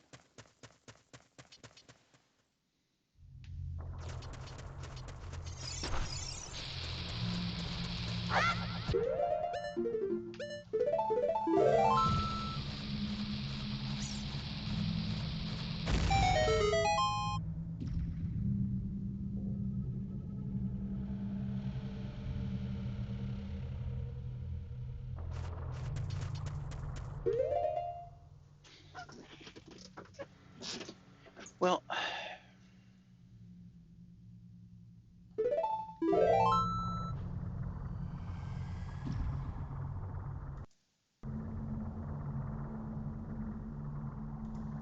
I think that's going to be about it for tonight. Man, why does this thing keep getting taller? Pretty sure it just keeps like adding height. I don't know why it does that, but let's see. I'm not centered. Okay, there we go. I'm kind of centered. All right. I know. I'm sorry about restarting this again. Uh, but I know that the streams that I put out before, there was only like 30 minutes of footage from either one of those that was actually usable. Ooh, I got a I got a uh, follower. Okay. Um, yeah. Um, I appreciate Taihazu. Thank you very much. Thank you for the follow. Hello. I hope you enjoyed my stream if you've been watching. Um, uh, I just I just got my model today before I was using one of the basic cat ones. Oh no, it's fine. I did just restart this stream. Not restart the stream, but I restarted this playthrough because as I was saying, the last time I tried to do this playthrough, it only like recorded like 30 minutes, like the first 30 minutes of the stream, and then for some reason it would just like progressively drop more and more frames. I know I don't have the resolution up very high, and I have my frame rate turned really down low to 20 FPS. Normally I'd run at least 30, but Ocarina of Time runs at 20 FPS, and I tried it before at 30, and it was like super, super choppy. So I was hoping that the lower resolution combined with the 20 FPS would make it as smooth as possible. My internet is the there's the joke up on the top left corner of my ping being 5,280, and that's not that far off. But thank you very much for the follow. I said subscriber earlier. I can't even have subscribers yet, I don't think. But thank you very much for the follow, and I hope you join me. Um, I hope you might join me tomorrow. Um, I'm trying to remember what I'm going to be playing tomorrow. I think it was Oxygen Not Included was on the schedule for tomorrow. But either way, I try to do this 10 o'clock every night unless there's like some extenuating circumstance, like if I'm particularly busy or anything like that. Oh yeah, OBS issues are definitely the worst. I've probably spent like the past week trying to figure it out. Uh, I have a halfway decent graphics card in my computer. Yeah, uh, I know I have a halfway decent graphics card on my computer. It's a 3060, so it's not like super old, and it's like mid-range. So it should be up to the task, but for whatever reason, it just like in the beginning of the stream looks great. But like 30 minutes in, like the frame rate drops off, it gets like super blurry and everything like that. So right now I'm just kind of compromising with what I have, and maybe later on I either come up with a better solution, or if it's on one of those games that doesn't get like very many views. I did have it set to render with my graphics card, and that was causing issues with the frame rate dropping off. Now, like uh, what I would be seeing on my end, it would look fine. But when I would look at the stream after the fact, it would only record like half the stream, and and for like the first 30 minutes it would be like watchable, but then it would turn into like a slide deck. It'd look like a slideshow after that. Like it'd be like 1 frame per second is what it'd be showing on the stream and on the recordings of the stream. Yeah, I've heard it's been an issue with some of the newer versions of Windows, like compatibility issues with OBS is what I've found. And hopefully I can come up with a better solution where I'm using hardware, because the hardware render is a lot higher quality. Yeah, yeah, essentially. So it would start fine, like it would be running 60 frames per second, 720p, without any issue on the stream, and then it would just quickly drop off. Like once it hit like 30 minutes, then it would just get really crazy, and I'd have all kinds of drop frames. And then if I was doing a 2 hour stream, it would only record an hour of it, and only half of that would be watchable. So that's why I decided to go ahead and restart this playthrough. And then there's a couple other single player games. I'm probably going to, on Oxygen Not Included, I'm probably going to redo the same thing. I was only a couple episodes in it, maybe like 4 hours into a playthrough, so it's not like that big of a deal. But hopefully, this is a little bit easier to watch. But I do appreciate the input. I know I was racking my brain for probably like a week and a half trying to figure out what was causing the issue. But I switched to software rendering, and it seemed to have fixed everything for the most part. I still have crap internet, so there's only so much I can do with that. At first, I was trying to use the Twitch Studio, but that there I couldn't do anything with it. The Twitch Studio was just there was just so much. There were just so many frames that were dropped. Thank you. I'm sure I'll get it working better. It's just uh, I need a little bit more time and experience as an actual streamer. But for tonight, uh, Taihazu, thank you very much for joining me. You've probably been the most interactive uh, person in my stream so far. But thank you very much, and I hope you join me either any day this week or every Wednesday night. I'll be playing Ocarina of Time until I beat it, and then I'm gonna see if I can get like either I might play like either Super Mario 64, or I might try to play through Majora's Mask because uh, Ocarina of Time I've played through tons and tons of time. Oh, thank you very much. Uh, um, Thank you very much for that. I really appreciate you interacting with the new VTuber. Otherwise, I wouldn't get any interaction at all. But yeah, like I was saying on Majora's Mask, I've never beat it. Like, I don't think I've even beaten a single dungeon on it. Ocarina of Time, I played when I was a kid. I had a copy of it on the N64, and I spent way too many hours, like exploring every nook and cranny, like trying to get to the bottom of Zora's domain. Like, oh, the Triforce is down there. You see that little room that's down there? If you get down there, the Triforce is down there. And then, of course, it's not actually down there. But it was like those schoolyard myths is uh, like that was the level of, of playing I was at. But for tonight, that's going to be it for tonight. Um, I only try to do this for a couple hours. Maybe if I get further along into streaming, I might actually do it more. Oh, you still have a physical copy? I never had a copy of the cartridge. I did have it on the disc. Yeah, yeah, the unicorn fountain rumors. It takes me back so much. It's like, oh yeah, you go down there and it takes you to the unicorn fountain and you get the Triforce there. Gosh, there's so many rumors like that. Oh my gosh.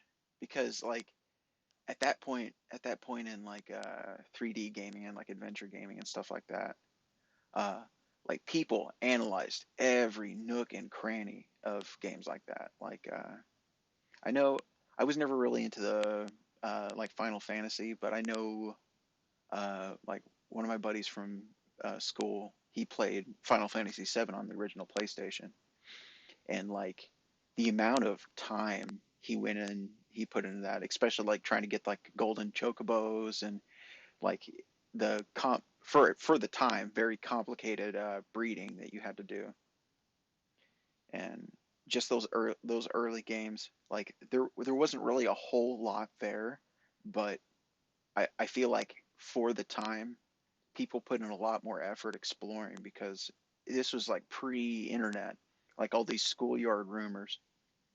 like either early internet or like this is like when I was doing that. Yeah, yeah. I'm trying to remember.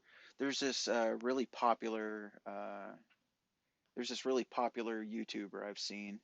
I'm trying to remember his name, but he does randomized streams. Like he does like key sanity and pot sanity and everything like that. If I can get newer versions of Ship of Harkinian working, I would like to try that in the future. That might be something I do later on, but I'm still having trouble getting like the newer versions of Ship of Harkinian working. Because the version I have on here is I think it's Deck Hard. Deck Hard. It's like one of the first versions of it.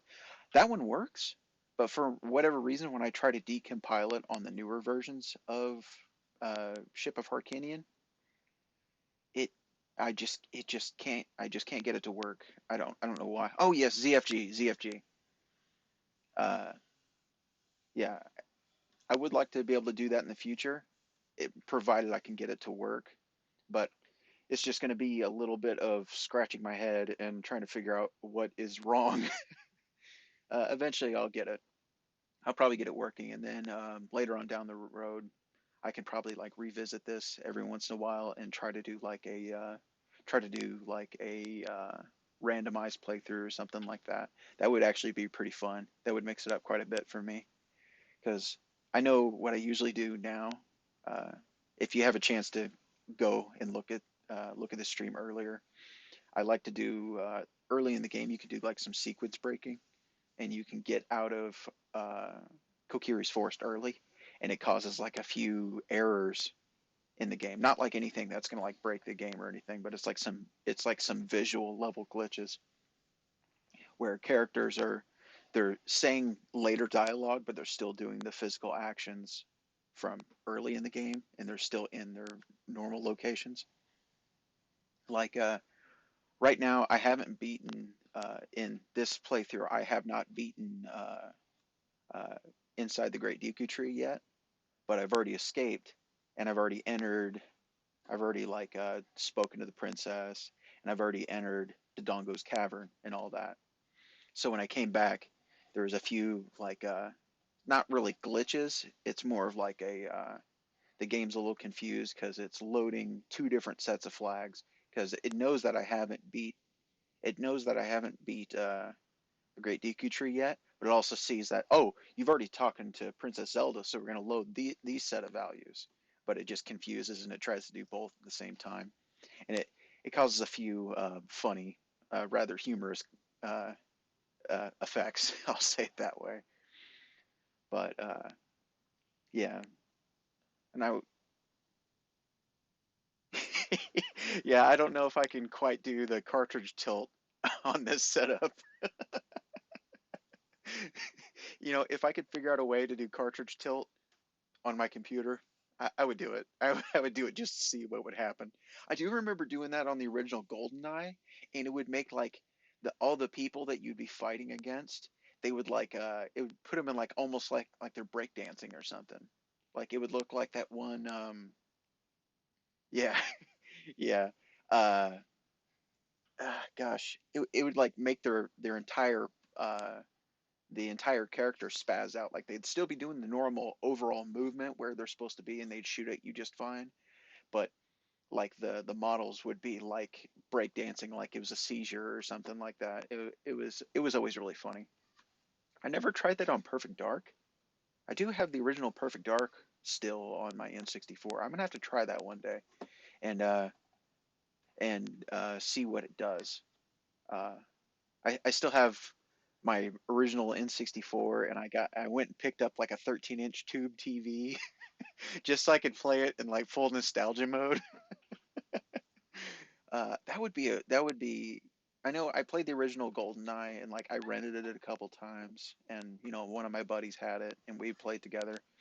But then I got Perfect Dark, and when we got Perfect Dark, I mean that pretty much covers all the GoldenEye bases, but like the frame rate's a little bit better, the visuals are a little bit better. It has all the GoldenEye weapons in it. Yeah, that uh, that breakdancing thing is from the cartridge tilt. That's something that one of my buddies, that my friend who had the who had GoldenEye, he showed that to me, and I always thought that was really funny. Uh, I've never tried it on. I never tried it on Perfect Dark. I'm sure I'd get some kind of result, but that was also much later in Rareware's, uh, or not much later, but it was 2 years after that. So that might have been taken care of, but that's also not something that you would normally program for. But I know that Rareware was doing some stuff with cartridge swapping on, I think, Banjo Kazooie and Banjo Tooie. Uh, there was supposed to be some way you could access this big crystal key in there, but through normal playthrough you can't get to it. The only way you can get to it is with a Game Shark. But there was supposed to be a way that you could like swap from Banjo One, from Banjo Kazooie to Banjo Tooie, or it was one way or the other, and you could swap it, and you would be able to access like hidden, like there was a couple of little hidden features that you'd be able to access. But I only ever had Banjo Kazooie. I never had Banjo Tooie, and I didn't know how to do it. I didn't hear about that until much later, like after uh like Did You Know Gaming? Yeah, yeah, that was with the cartridge swap. Uh, I didn't find out about that until like Did You Know Gaming started making videos, and they did. I think they did a video about it. Yeah, I know. Yeah, so there's no way you could actually access it. I know it's in the game's code, and I know I've seen like images of it, but I've never seen it in person myself. So I guess an equivalent to that, that's one of those the that's the modern equivalent of like the playground rumor to me, because that's something I've never seen. I've always heard about uh, since people have looked into the game a little bit more.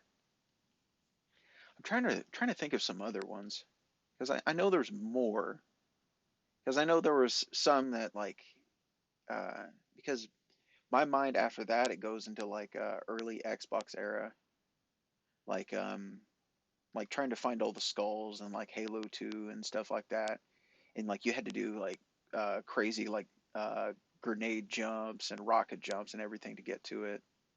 To some of the skulls, they were really hard to get to. And then like I don't know if you ever played Halo 2 at all, but uh, on the levels where the Scarab is, there's actually a special there's actually a special plasma rifle in those levels that shoots the Scarab bolts. And for whatever reason, the way that they had the Scarab programmed in there, they couldn't get it to work without having that modified plasma rifle in the game, or in the level, like physically in the level. So you can actually access it, but it takes a lot of it takes a lot of like abuses to the physics engine to get up there. I'll say it that way. But I remember when I was in high school. Yeah, I was back when I was in high school, and we were playing Halo 2 before Halo 3 came out on the 360.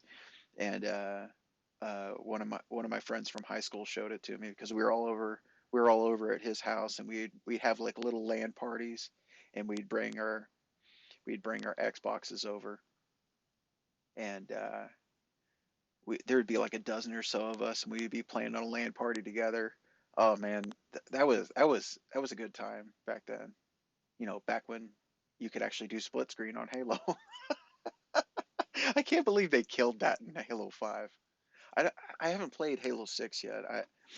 Halo Infinite, I haven't played it. I don't know.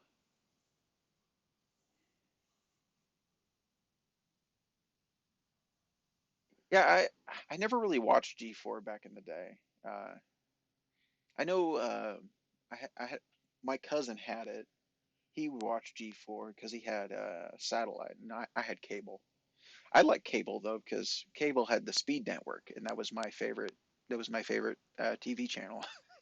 I would just like I would tune in and watch like F1 and WRC. That was the things I was really into at the time. But I remember G4. I know they brought it back, but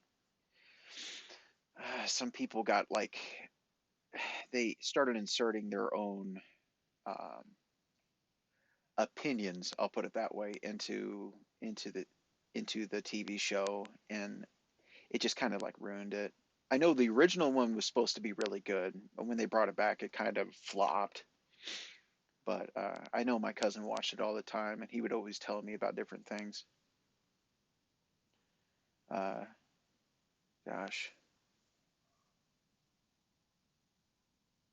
Oh, Scott the Woz is on there? Oh, that's cool. I didn't know he was on it. All I ever hear, like, I remember when it first came out, when it first came back out, uh, I was hearing about it, like, oh, maybe I'll try to watch it this time. But then, like, I was immediately hearing about people getting all, like, political and stuff like that. And I, I, I don't, I don't play games to watch politics. That is like my escape from it. Like, stuff like that, like political stuff gets shoved down our throat so much. It doesn't matter if you're like left leaning or right leaning or a centrist. I think we can all agree that people shove politics into everything where places where it doesn't belong, and it just sucks the life, all the joy out of everything. Like, yeah, I know. It's like if I want to know about politics, I'm gonna go watch C-SPAN or something because I'm not gonna watch CNN. I'm not gonna watch Fox News. I'm not gonna watch MSNBC or ABC or anything like that. I'm gonna watch C-SPAN. So I'm like, okay, what's the most dry, uh, like unbiased opinion I can get? And then I'm gonna watch that and like, okay, I have a general understanding of what's going on. And then I'm not gonna pay attention to it until something important comes up. Like if it doesn't affect me, or it's not like, or it's not like some great big change that somebody's trying to push, or you know, I try not to care. I try not to care as much as I can. There's some stuff I'm not going to get into. I'm not really going to get into it. There's some stuff out there. It's like, okay, I care about that, but it's like I'm not going to try to force how I feel about things down somebody else's throat because that's not fair to them. If somebody wanted to come to me and ask me about something, like, okay, I'll give you my opinion. Yeah, yeah. I I don't like talking about politics, and here I am talking about politics. But yeah, I just wish they would keep it out of things. Like, if I want to watch football, I want to watch football.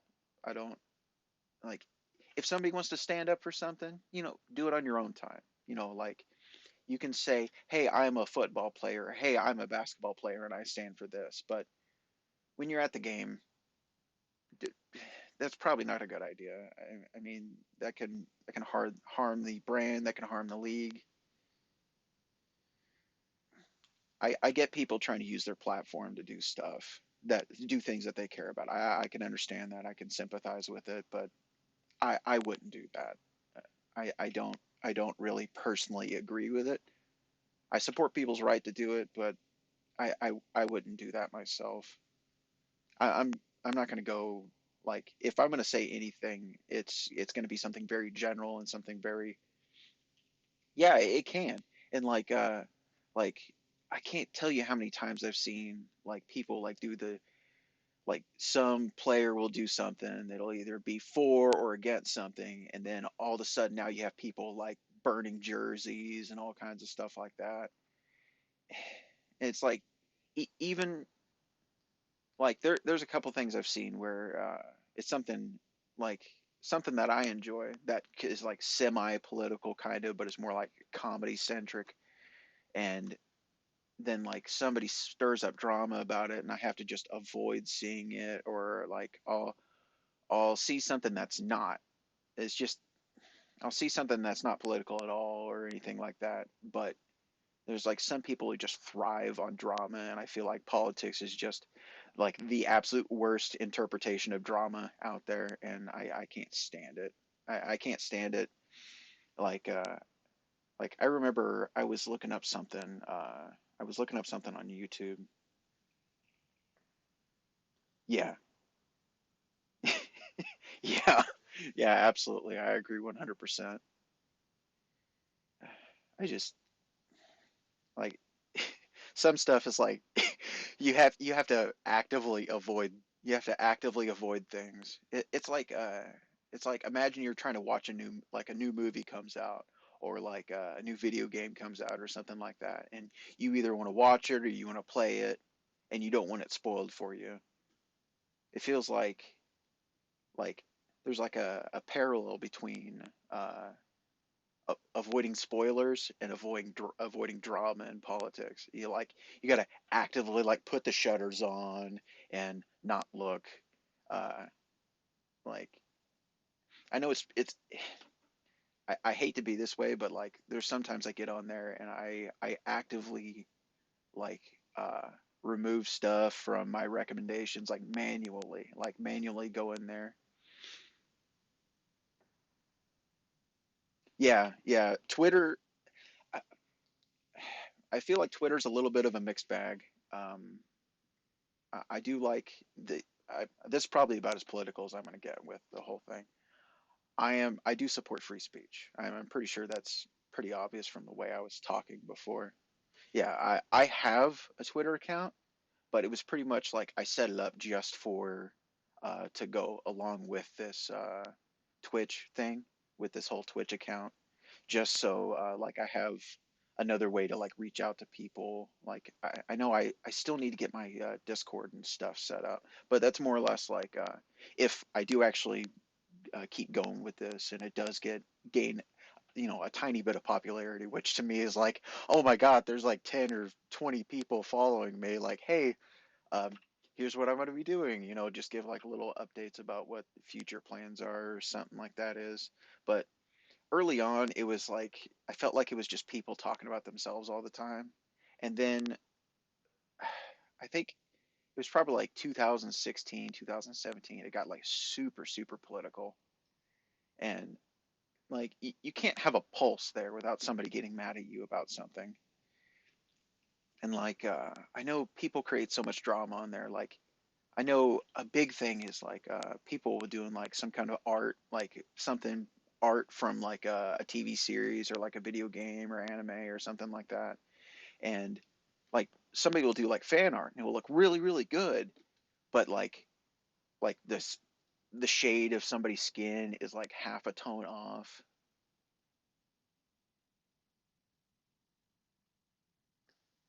Yeah. How, I'm probably going to follow you after this. You're actually pretty fun to talk with. But yeah, I know I had an old YouTube account and I had like a very small following, but like I kind of got away from it.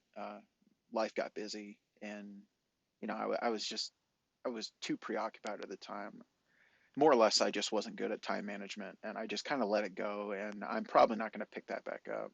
The only thing I really do with YouTube now is old Twitch clips and streams and stuff like that. I'm like regularly going to be putting those on there so people can like there's just the archive of stuff of old content, and that's basically all I'm really going to be doing it for, or maybe like specific clips or something like that. I might do like a little bit of editing or something like that further down the road. Pokemon and fan art. I haven't really looked into any of the newer, like the Scarlet and Violet. I think that's what it is. Uh, I haven't really looked into it much. I just know that there's one character who's like just wants to fight you all the time. Uh, that one, I can't even remember her name. She's the girl with the black hair and the green stripe in her hair or something. That's really all I know about it. Oh, Sword and Shield. Oh yeah, I did play through that one. It's just been a while. Uh, I'm trying to remember which was it the water gym, like the water gym leader, I think, and people were throwing a fit about. Yeah, yeah, it was. It was. people were like absolutely throwing a fit about it because somebody made some fan art that actually looked really good, but like the skin shade, like her skin tone was just like a couple shades lighter than the official artwork. Yeah, like the it was just a couple shades lighter than the official artwork, and people just lost their minds. Like, I mean, can we just have a little bit of suspension of disbelief? We're talking about a video game for Pete's sake in the first place, and you're second of all, this is an interpretation, and if yeah, so it's just like either different color palette, or it's artist interpretation when it comes down to it. And yeah, I do think it was probably like just different color palette. It's like it's like people have never heard of pastels before. I know it wasn't pastel color palette, but it's really semantics at a certain point. It's not like it would be different if somebody was drawing something like, hey, here's this character that's obvious supposed to be black. If they made it like stereotypical or something like that, you're like, okay, I could understand people being a little upset about it. But was it pastel? I can't really remember. It's been so long since I've seen that particular piece of artwork. I do know it looked good, and just people got mad about it. I'm starting to think about gym leaders from that. And oh, who? I think was she the fighting gym leader, or I can't remember if she was the fighting type gym leader or the ground type gym leader in that game. But there was the girl with the gray hair and with the shorts on, and like, oh my gosh, like people put a bunch of attention on the water gym leader for reasons, but like the fighting type gym leader, I can't remember what her name is. Oh, now I'm gonna have to look it up. Now I'm gonna have to pull it up. So much for me ending the stream. Now my pea brain is going crazy. Uh, see, sword and shield.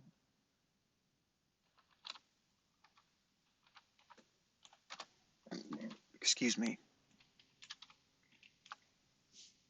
I'm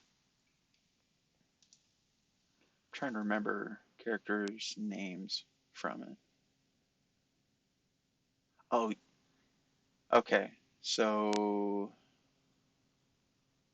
Nessa was the one that had the big drama because her because somebody did it in pastel, and then let me see images. Oh, no, that's fine, that's fine. I'm not in any kind of particular hurry. It's just I usually just do 2 hours, but I'm actually feeling pretty good tonight. Oh, what was her? I'm trying to remember what her name was though. But like, oh my gosh, that girl had some thick thighs.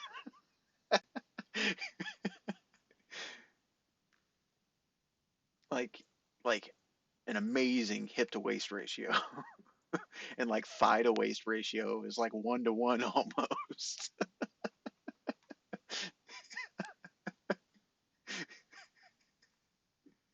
Like patron saint of ideology.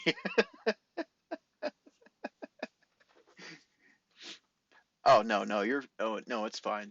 Uh, I, I don't have to be until like I think I still got like I got like 8 or so hours until I got to be up. So and I'm used to operating on like 4 hours of sleep, because of certain occupation in the past.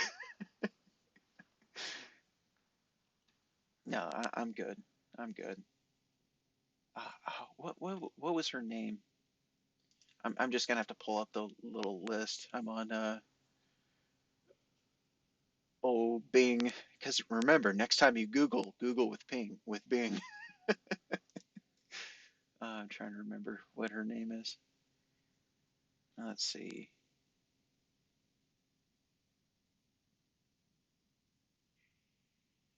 Bay. Bea. Bay. or Bea. I don't know.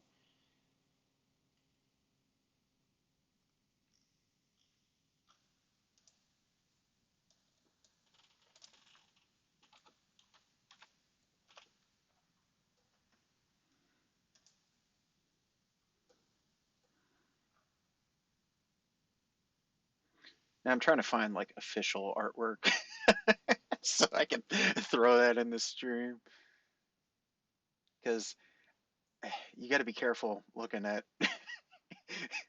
looking for anything Pokemon on the internet.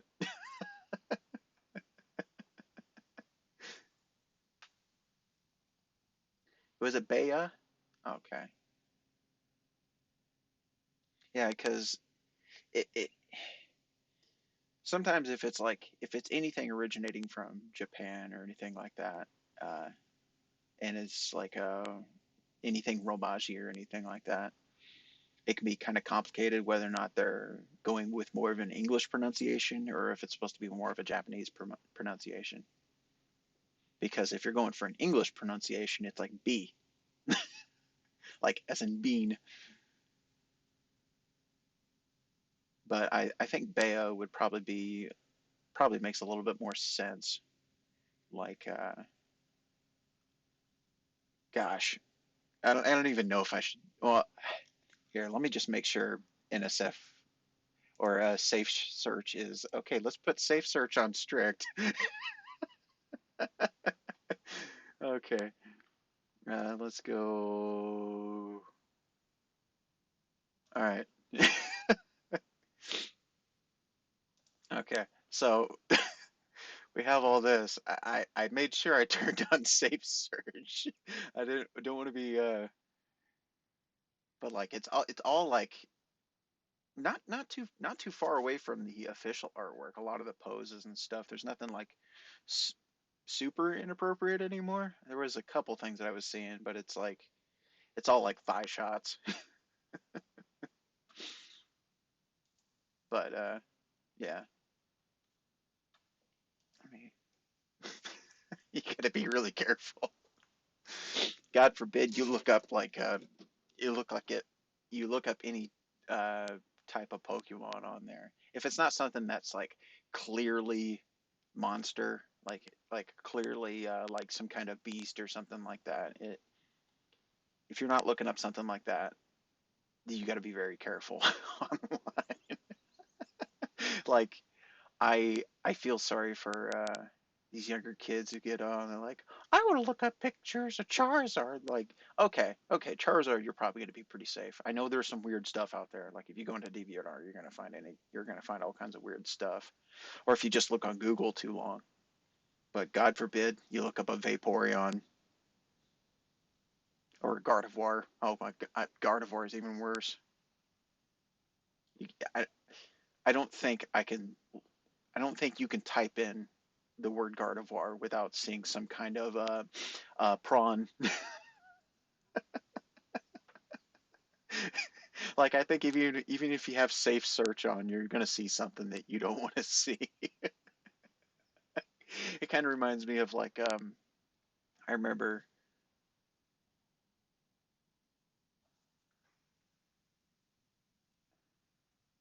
Oh my God.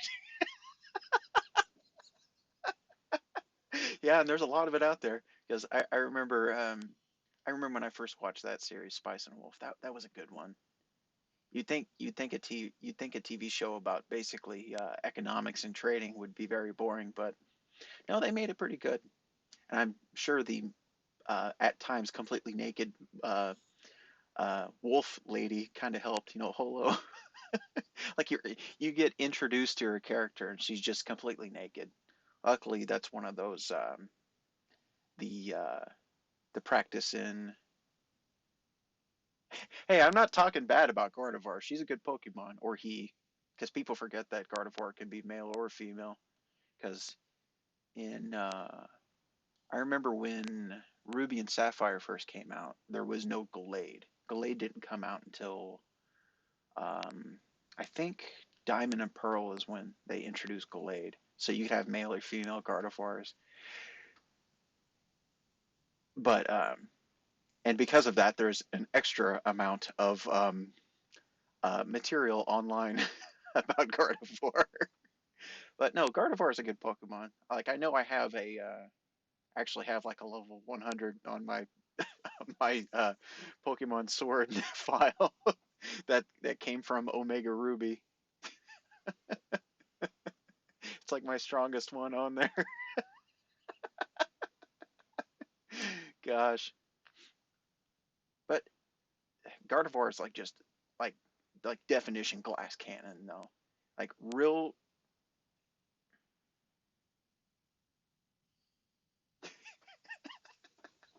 he doesn't exist.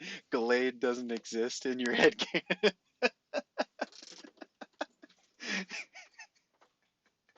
Uh, I'm not gonna upset you then. I'm not gonna mention that despicable name anymore. Then, gosh, I know. Wasn't what was the? Because I know like the for that character, the inspiration was like between like between like a knight and like a ballerina, which is an interesting combination, especially since I mean they're not physical at all.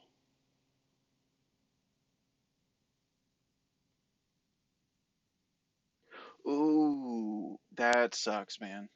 That blows. I'm trying. What's the app? Because I know I still pay for the online service that they have where you can store all your Pokemon in. I don't have very many in there.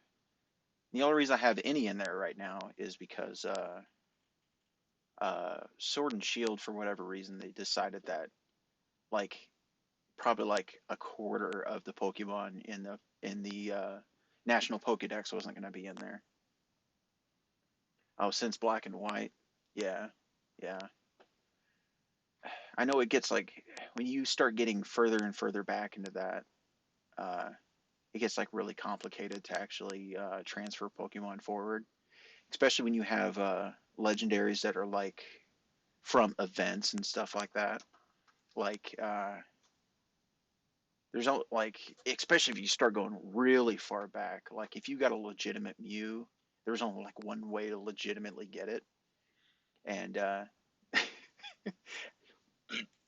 technically you could transfer you could transfer stuff all the way back from like Pokemon Blue and Pokemon Red and Blue. I think I've seen ways people have done it, but I think the most reliable way to get like their very earliest ones all the way forward.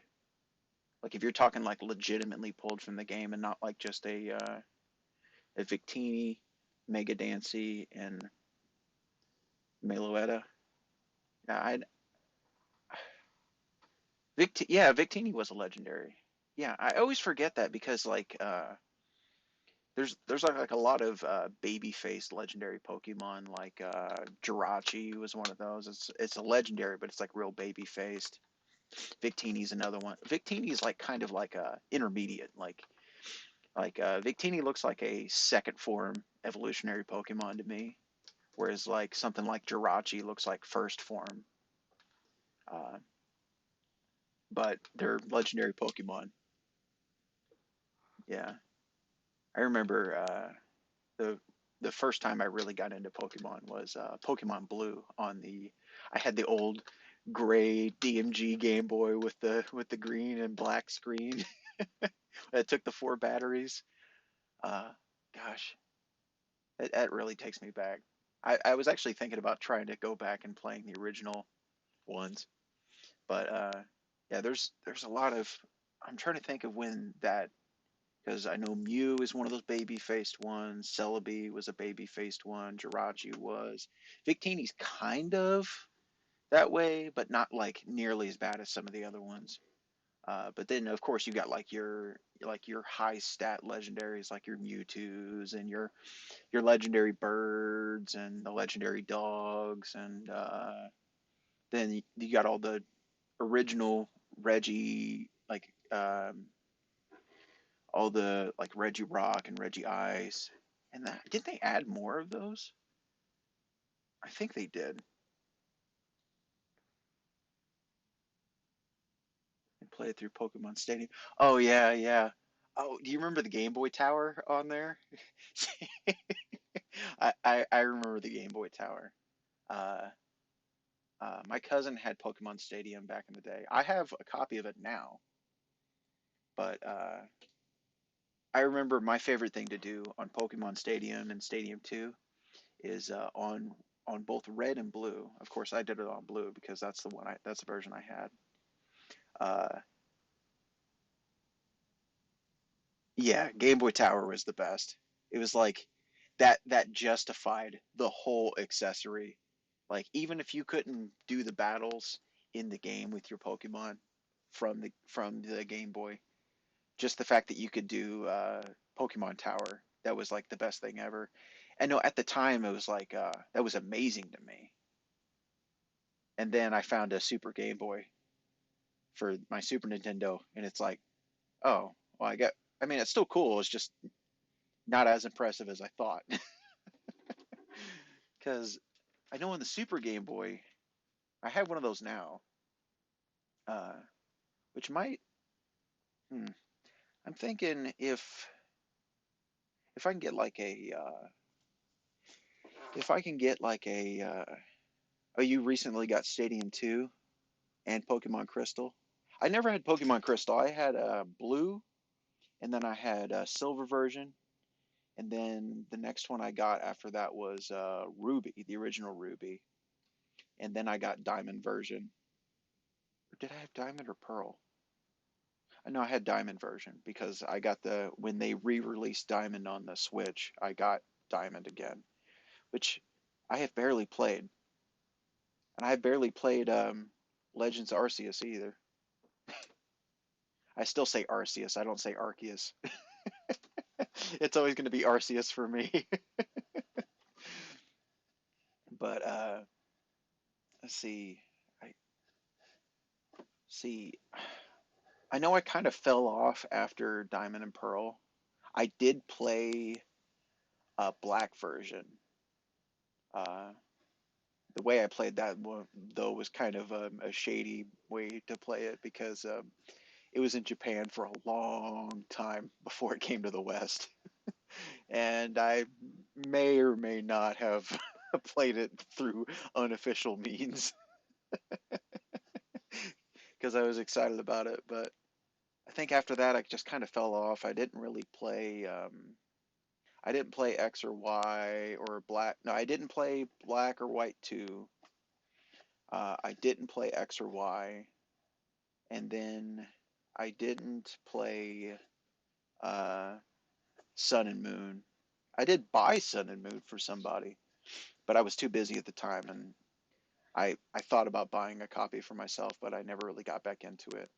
But after that, when Sword and Shield came out, because I did have a Switch, because I had got rid of my no, I still had my 2DS because I had a 3DS and I got rid of it. Then I got a 2DS and got Omega Ruby and then played through that. Oh, I always forget about Yellow. I had Yellow, but like the only thing I ever did with Yellow was I I heard it was good. I never played it. Like I there's other people who had it, like people I worked with, we're all just we're all just children when it really comes down to it. Nobody ever really grows up at this point. But I knew people who had it and they played it and they liked it. And then like I know most of the mechanics from the game came over to Omega Ruby and Alpha Sapphire, which I had Omega Ruby. That's where my like I was saying before, my Gardevoir came from. Uh, like my Gardevoir, and then uh, oh crap! Now I'm feeling stupid because now I can't remember other Pokemon names. I had the Torchic and Torchic. What was the final version of Torchic? I'm like failing as a Pokemon fan right now. You mean you can't uh list all 800 something Pokemon in order? I'm gonna feel stupid because that's like an extremely popular Pokemon, the one that Torchic evolves to its last form. Because like Torchic, Combuskin, and then Blaziken. Blaziken, that's what it is. It's like, how could I not remember Blaziken? I feel stupid right now.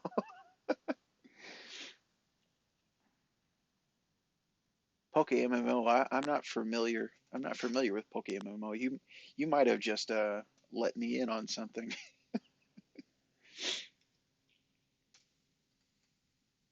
Gosh, I know I pulled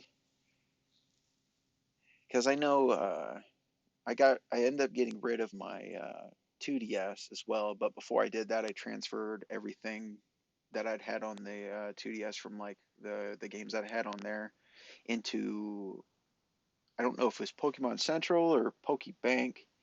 I can't remember. I always get the apps mixed up because there was the one that was on like the 2DS and 3DS, and then there's the version of it that's on or the replacement software for it that's on the Switch.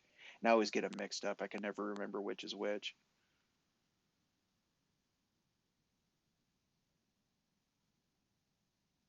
Yeah, Ruby. Yeah, it does. That I wonder if that service is still up though, because I know like it unless you have all those old games and that software is actually running.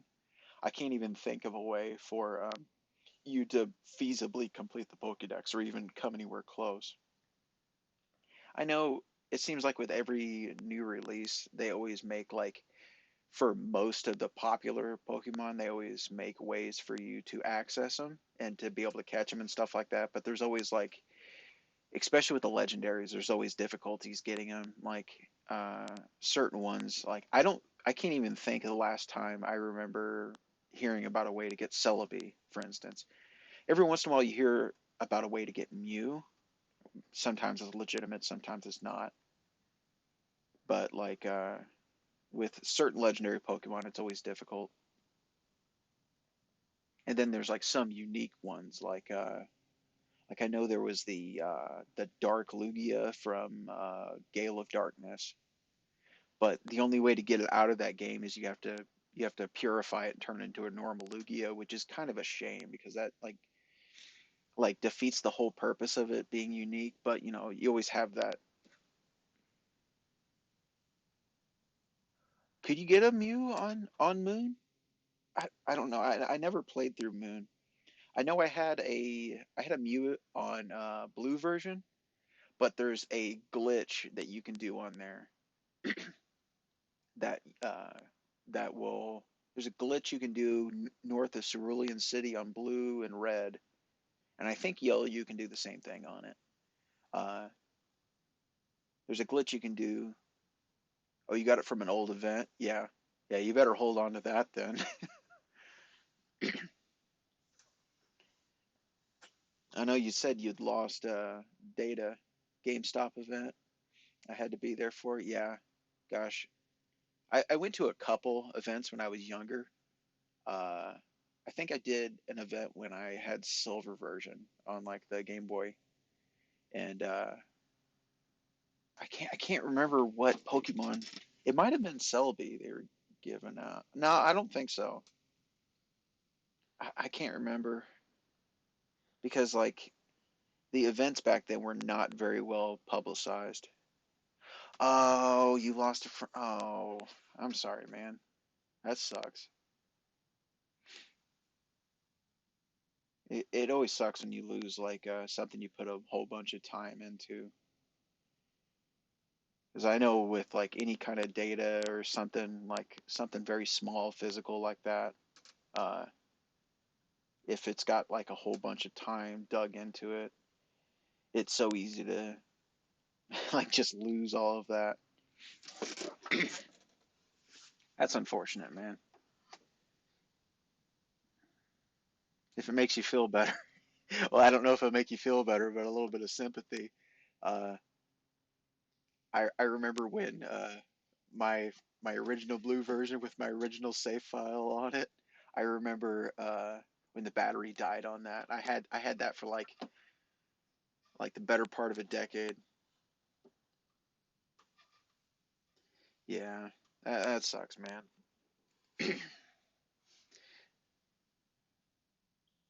Do you know where you sorry? Do you know where you lost it? Like, do you have any clue? Is it like just lost in your house somewhere, or is it like you like moved houses or something like that, and you just got lost in the process, or you had to, or like somebody steal it, or you get hard up on money and had to get rid of it? Because let's be honest, those Pokemon games, even those old ones, they hold their value somewhere at your friend's house. And yeah, there's and unfortunately with I don't know about the 2D, I don't know about the DS and the 3DS cartridges, but I remember the older Game Boy and Game Boy Advance ones. Uh, After so long, if the batteries die, then you just lose your save data, which is what happened to some of my old ones. Because I still have my original copy of Blue, but I had to replace the battery. Like I'm on my second battery change at this point on it, and I more or less keep it for like nostalgia's sake. Um, I mean, I could go through and play through it, but the the process of having to like transfer all that stuff forward, there's I've seen ways to do it, but it is overly complicated, and like there's a little bit of hackery you got to do to make it happen, and like you have to have an original style DS or DS Lite uh, to to do it, because you got to get it transferred all the way forward, and then there's a way that you can move it from Game Boy Color to Game Boy Advance, and then you got to move it from Game Boy Advance to DS, and then DS to 3DS, and then 3DS to Switch. Oh, okay, that's good. That's good. So if you do manage to find it someday, somehow, hopefully it'll still be on there.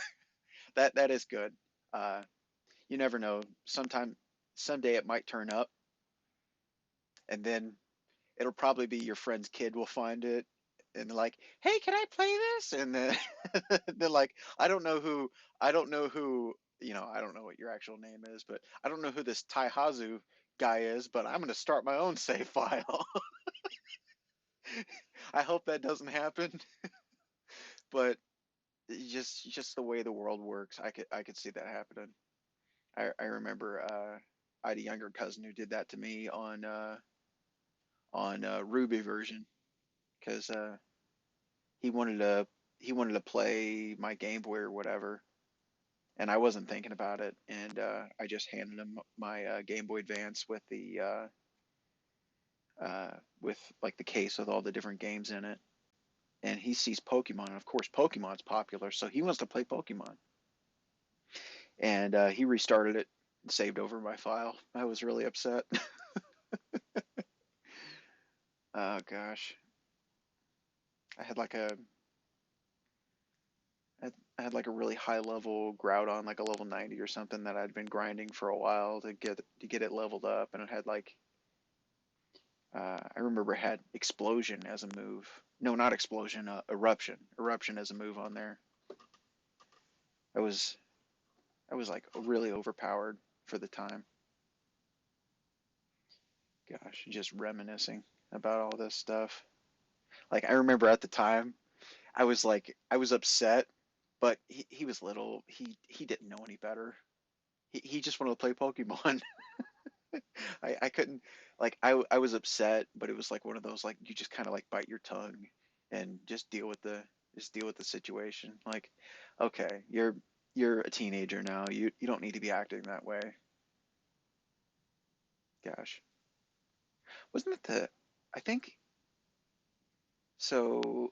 I'm thinking back because I remember the original. The original series of Pokemon games. So you had Red and Green that came out in Japan, and then you had Blue that came out in Japan, and then Red and Blue in the US were based on the Japanese Blue, and then Yellow version came out, and that was pretty much the same across both. And then Silver and Gold came out, and then Crystal version came out. Crystal was I didn't have Crystal because I never had a Game Boy Color. I only ever had a the gray Game Boy because why would I was a kid. Why would my parents buy me a different Game Boy if the Game Boy I have plays almost all the games? If there's only like two game, like let's see, I think one of the Donkey Kong lands, like one of the later Donkey Kong lands, or is it Donkey Kong? I know there's like the Donkey Kong games that were on the Game Boy. One of the later ones you couldn't play on the original. You had to have a color. And then Pokemon Crystal, you had to have color. And then there was like a couple Wario games that you had to have color. Uh, but like all the other Pokemon games on the original Game Boy, you could play them on the color. Yeah, yeah. Uh, the easiest way to tell is if it had the notch in the top left corner, you could play it on the original Game Boy. That was like the physical lockout for it because that's where there was like a little lock that slid over to hold the cartridge in place when the power was turned on. And the original Game Boy and the Game Boy Pocket, which is what I have now, uh, both of those had like a little physical retaining, like not like a pin, but like a part of the switch that comes over into that notch, and that's the physical lockout for it. But I know the Game Boy Color actually has a more powerful processor in it. It still plays all the original games fine, like without any issue. It's like backward compatible, but there was like certain things that you could do with the Game Boy Color, even with those backwards compatible games. There's certain things that you could do on the Game Boy Color that you couldn't do on the Game Boy Pocket or the original Game Boy on the DMG. There wasn't a whole lot. It was usually just like color palettes, but there was a few things you could do. I can't really remember any specific ones, but I know that was a thing back in the day. Well, obviously still because it's not like it's not like they don't exist anymore. They just don't make them anymore, obviously. Um, let's see. Yeah, for me, I went straight from the DMG to the original Game Boy Advance, where it was like the wide one with the. I have to say the thing I did like about the original Game Boy Advance is the shoulder buttons L and R were a lot more comfortable, and overall the console was more comfortable in my hands.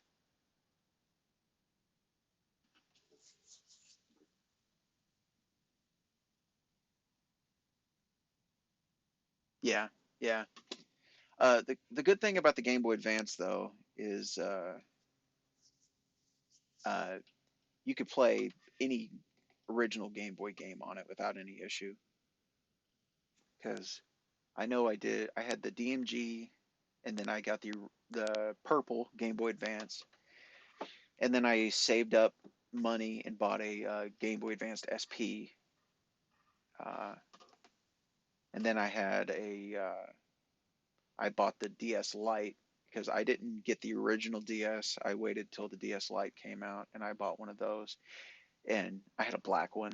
It, I liked it a lot. Like I liked the build quality of it, but the only thing I didn't like about it is it was a fingerprint magnet. Like you looked at that thing wrong, and you could. It looked like a crime scene. It looked like CSI. But I got rid of that. Then years later, I bought a 3DS. Got rid of that, and then a few years after that, I bought a 2DS. It was actually overseas when I bought that. The game.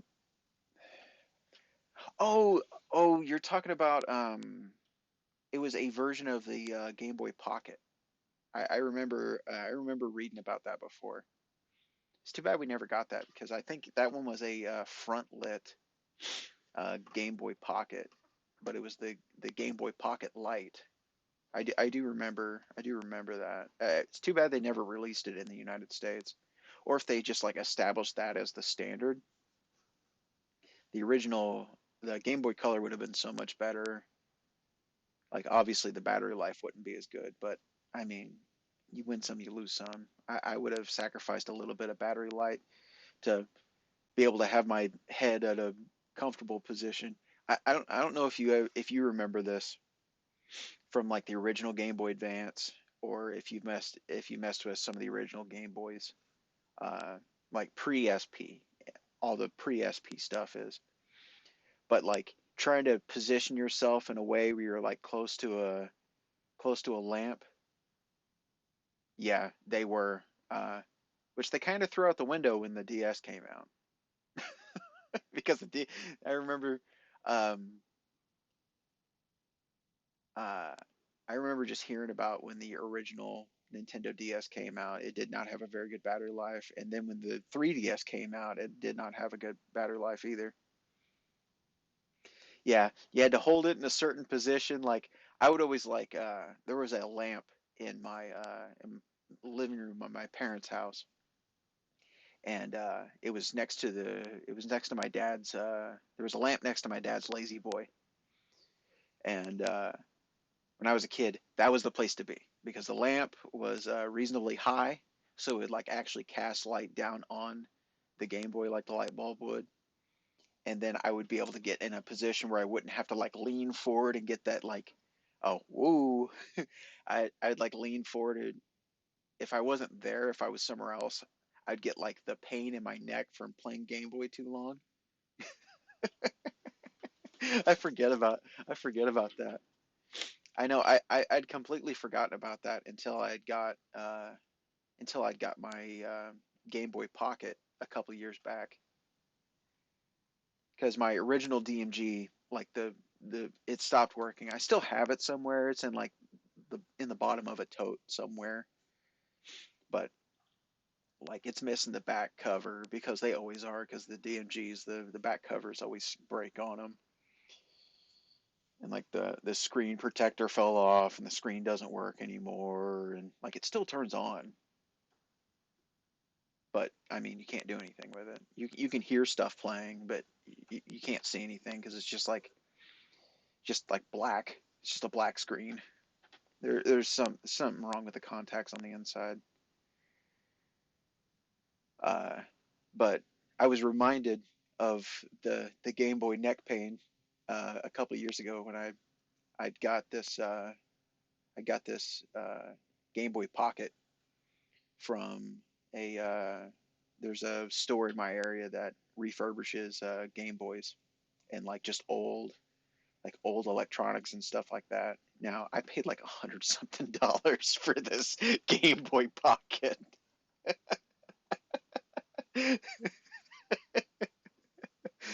I guess that's what it's like to have a disposable income. I guess I can just throw away $100 here and there. I try not to do that too much, but I did have to buy a new computer, which is what I'm using now, and that wasn't cheap.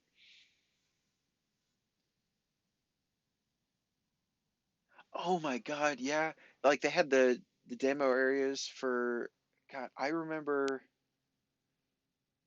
the thing about whenever you went to any of those, uh, especially if it was anything with any kind of control stick on it, like any kind of analog stick on it, those controllers would be destroyed. Like they would be completely broken.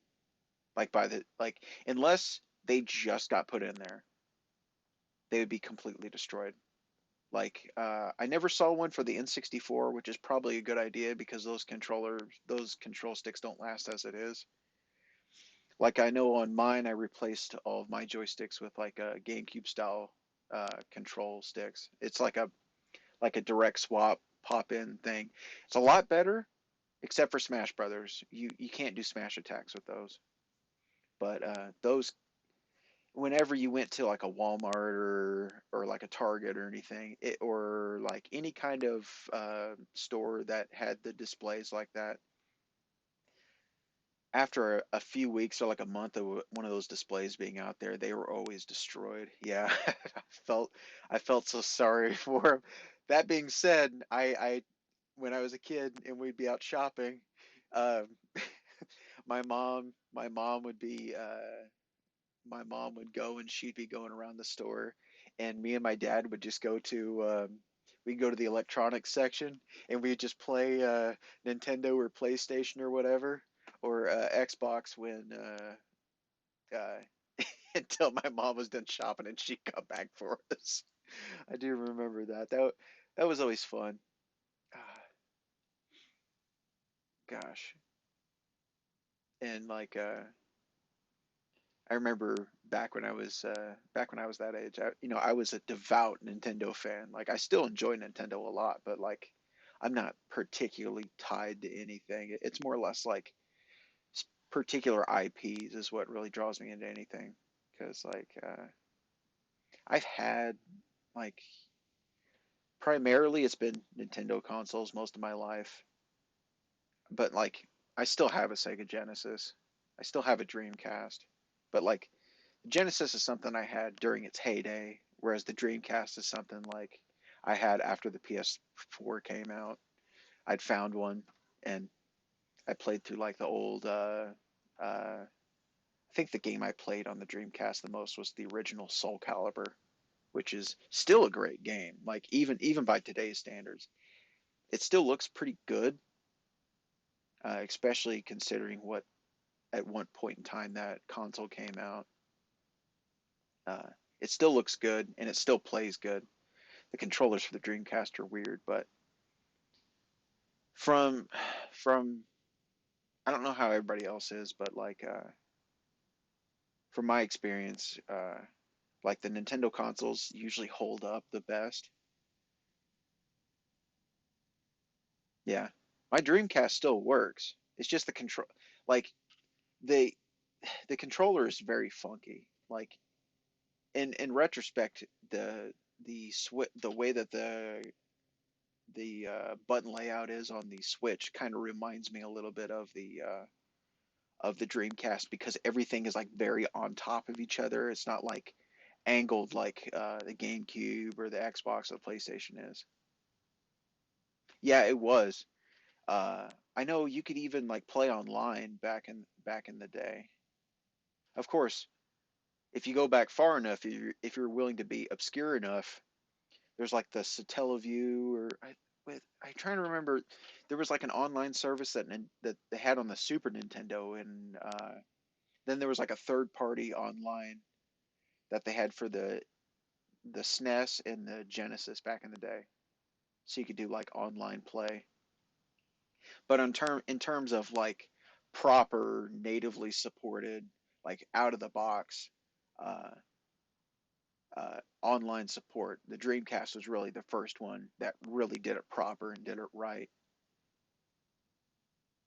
Yeah, it was the Satellaview. I couldn't remember what it was. I know there was like an aftermarket one where it worked. Like there was different versions of it, of course, but there was like an aftermarket company that made stuff for the Super Nintendo and the Genesis where you could do online play over dial-up. But I never knew anybody who had it. And then this Teleview was only in Japan. It it wasn't like super widespread, but it's not like extremely obscure. Like it was widespread enough where more than one person had it. Like it was, I think, a little bit more widespread than like the uh, N64 disk drive. That basically like that one never made it out of Japan either. It was one of those good ideas. I wish they could have done something with it. And like, I know they made prototypes for the U.S. market, but it never made it far enough. Like, it didn't do well enough there. But back on the Dreamcast, like, that was like the first like proper like built-in support for online play for internet. That one was good, but if I remember correctly, I think the Dreamcast is more or less like a Windows computer.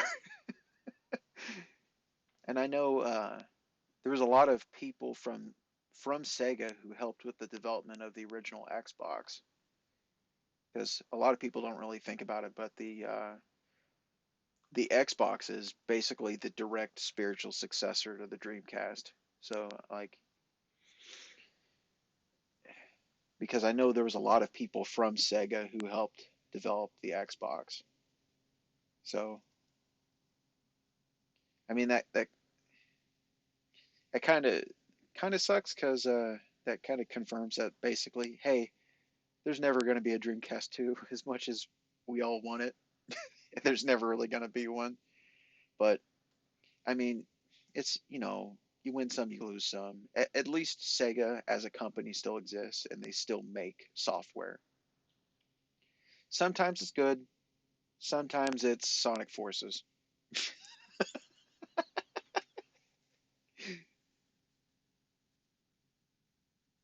Yeah, yeah,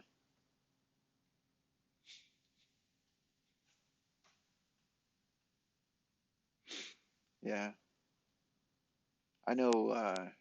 I'd still have to say from Sega, like my favorite experience in terms of like a console from them is that had to be the original Genesis. Uh, like I had the like a Model One Genesis when it came out, like where it had like the volume control on the side, and you could like plug your headphones into it. And I know we had it we had it attached to this old tube TV that we had in my house that did not have audio support on it. Like the speakers in it were busted, so we put the yeah, it's got blast processing, yo.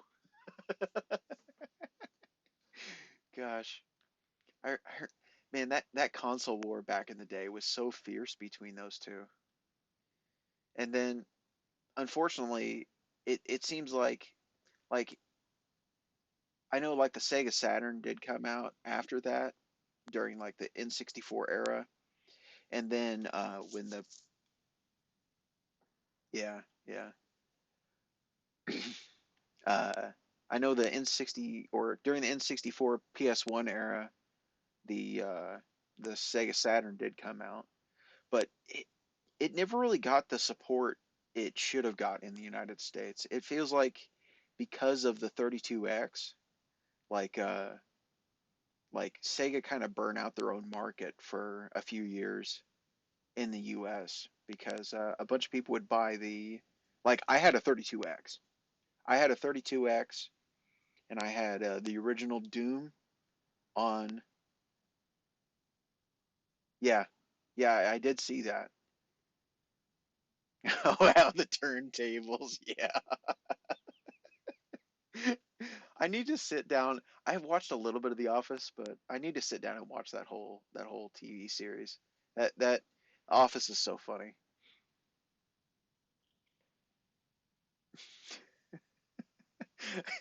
I just like how what's that one character that there's that one married couple on there, and the guy is always just messing with Dwight like all the time. It's like uh yeah. I know it's a funny show. I've only seen a few episodes of it. I, I'm pretty sure it'd be worth a watch, but it's one of those things like, oh, I don't even know where it was filmed. I'm in the middle of nowhere. Like I'm in uh like I'm right around the Mississippi River area, so I'm nowhere near anything. Like I'm basically just east of center of the entire country.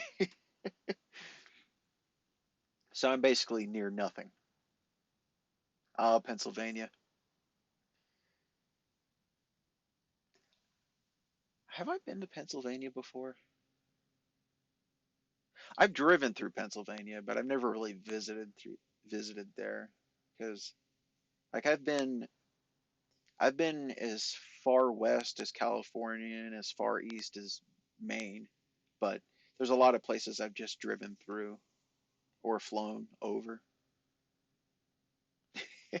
Well, I mean, there's the benefit of a rural area is less people bother you, and usually the crime rate's lower unless you've got like a meth problem or something like that. I don't know how about I don't know about in Pennsylvania, but like where I live, there's a few like it seems like every few years or so, there's somebody who does something stupid, trying to make like a meth lab somewhere. It's always like tragic though. Yeah, yeah. It can get that way. Like, luckily for me, I live pretty close to my folks, so uh, it's not too bad. It's not too bad for me. I'm pretty close to friends and family. I mean, I've been all over the place. I've been in a lot of different states in the U.S. and I've been a bunch of different countries. Luckily, I've had the opportunity to travel some in my life. Oh, yeah, that's super frustrating. Because like, luckily the arcades that we had in my area, they didn't get shut down that way, but eventually they just went out of business. But I can't imagine like, well, I say I can't imagine, but I can imagine a lot of crazy things. But like that's got to be a big bummer. Like, hey, why am I not allowed to go to the arcade anymore? Like, well, we heard that the owner has been cooking meth, so we're not allowing you anywhere near there.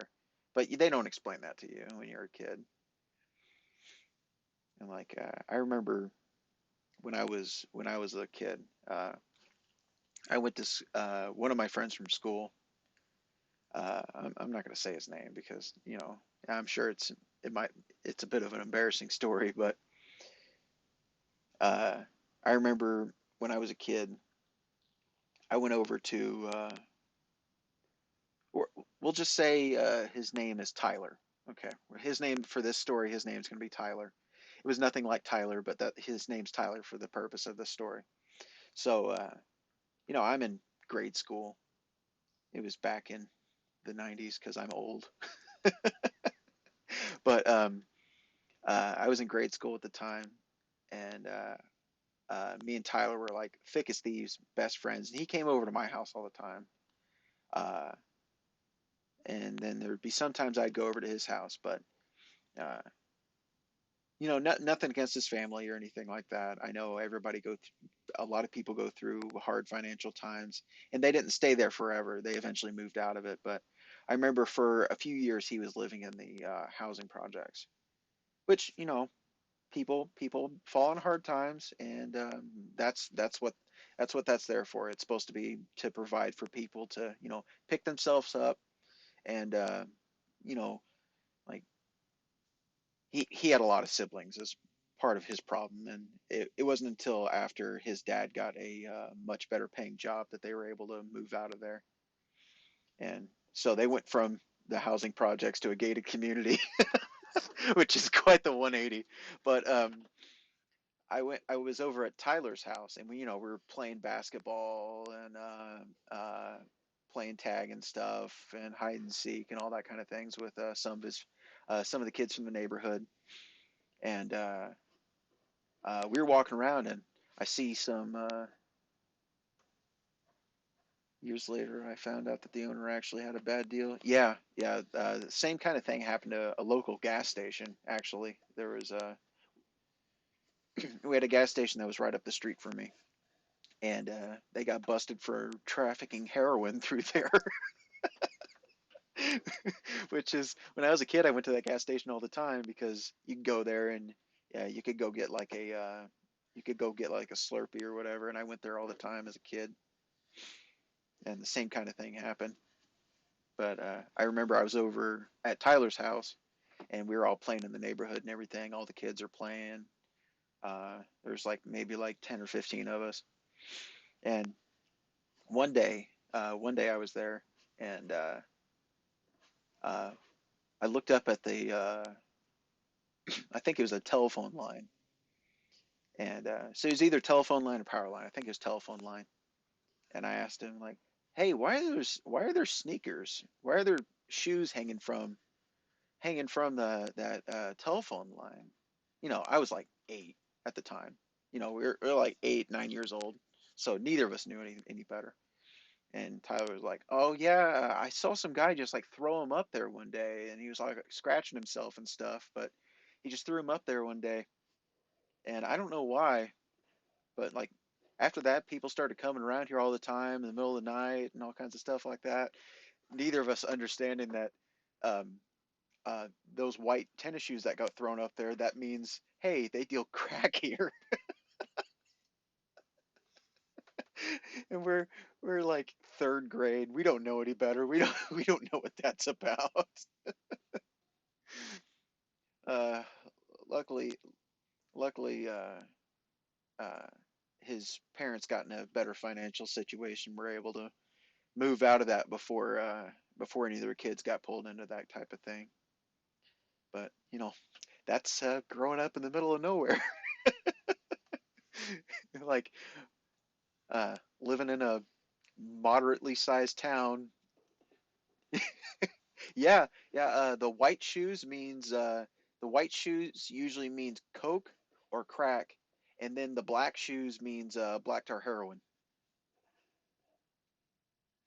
Yeah. So what they'll do is they'll tie the laces to each other and then like throw it over a line, and that's usually like a calling card, like saying, "Hey, come here for this." But we were little kids. We didn't know that. We didn't know that. I didn't find out about that until I was in like middle school, high school, when because they never talked about that during Dare. You think of all the you think of all the things they tell you about during like the Dare program. That would be something that they would tell you, but they never did. They basically tell you how to make meth, but they don't tell you how to identify like, hey, don't be near these areas. Instead, they're like, "Hey, kid, if somebody offers you drugs, don't take them." Like, nobody's gonna come up to me offering me drugs. If I was on drugs, I wouldn't waste my drug money giving drugs to kids. That's a waste. Yeah. Well, luckily you haven't had to know that information. I mean, that might not be the rule everywhere, but I know in my area that's what that means. I don't see it too much anymore. Uh, but I don't really go into like it's not very often that I have to go into the housing complex or the housing projects. Uh, Not very often at all. I know there's sometimes for work I have to go into a place like that, but that's very few and far in between.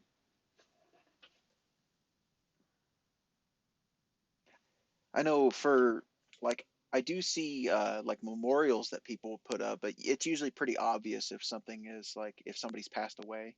Like it's pretty common on like I know there's been a couple spots where I've seen where somebody actually did get shot, like in the projects, and they'd put like legitimate like like a like a printout of like the person's picture with like flowers and stuff near it, and usually spots like that were pretty well taken care of because especially if it was somebody from that community. Uh, People usually did a pretty good job taking care of spots like that. And then like I've seen stuff like that because of the line of work I do. There's a lot of different places that I go and different like housing departments will like contract people out to do different types of work in areas like utility work and stuff like that. And so I've seen stuff like that. And then I remember when when I was in high school, I did I had like little like mow your yard service, like the typical like a typical adolescent, like, oh, I'm a businessman.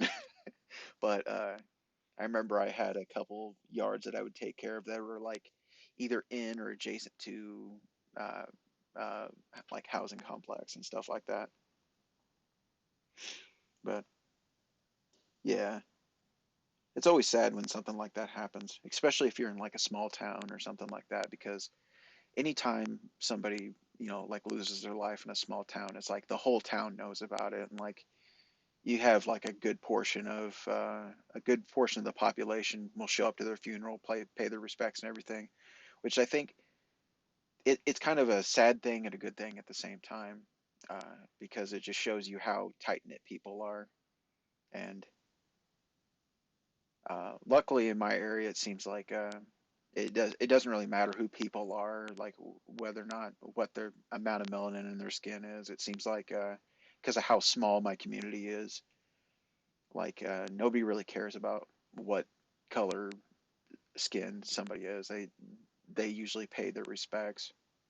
I remember early on in my life, I did see some of that legitimate um, stuff that people complain about and think is everywhere all the time. I did see some of that when I was younger.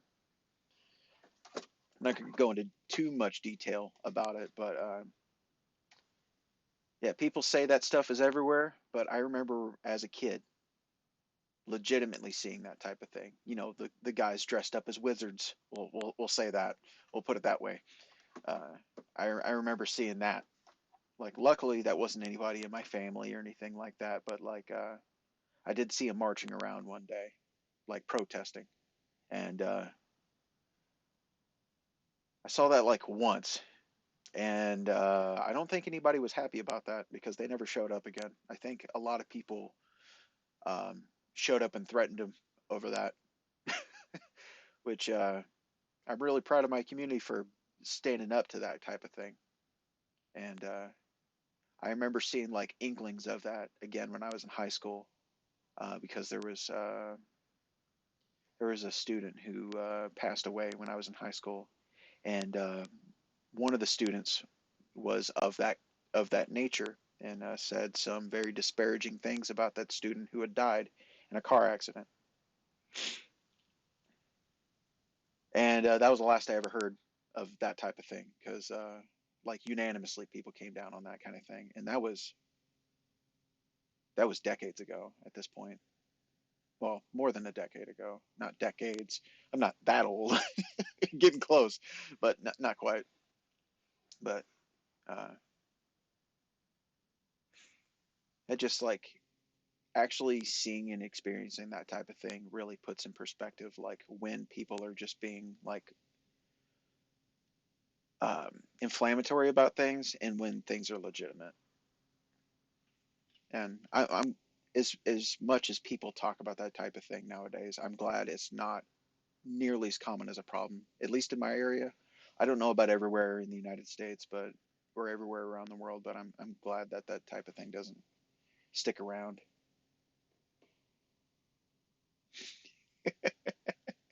I say I'm not old, and then like, oh my gosh, I'll I'll feel like a old injury I had from sports or from one of my previous jobs when I was younger, and it makes me feel old sometimes. Or I'll just think about like how long ago something was. It's like something I always think about is like Y2K, the Y2K scare, and like that was 23 years ago.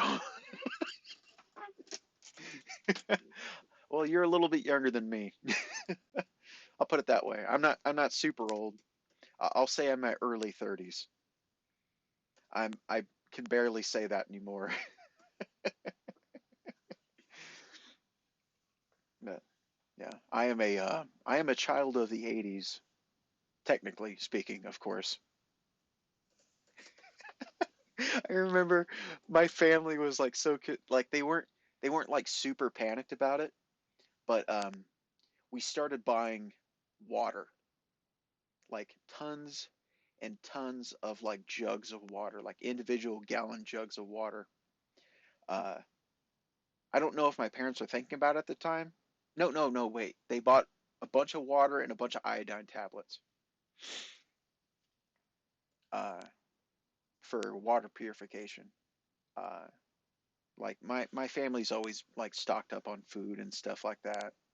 But I remember back then, like we probably had like 600 gallons of water in the in our pantry, like between our pantry.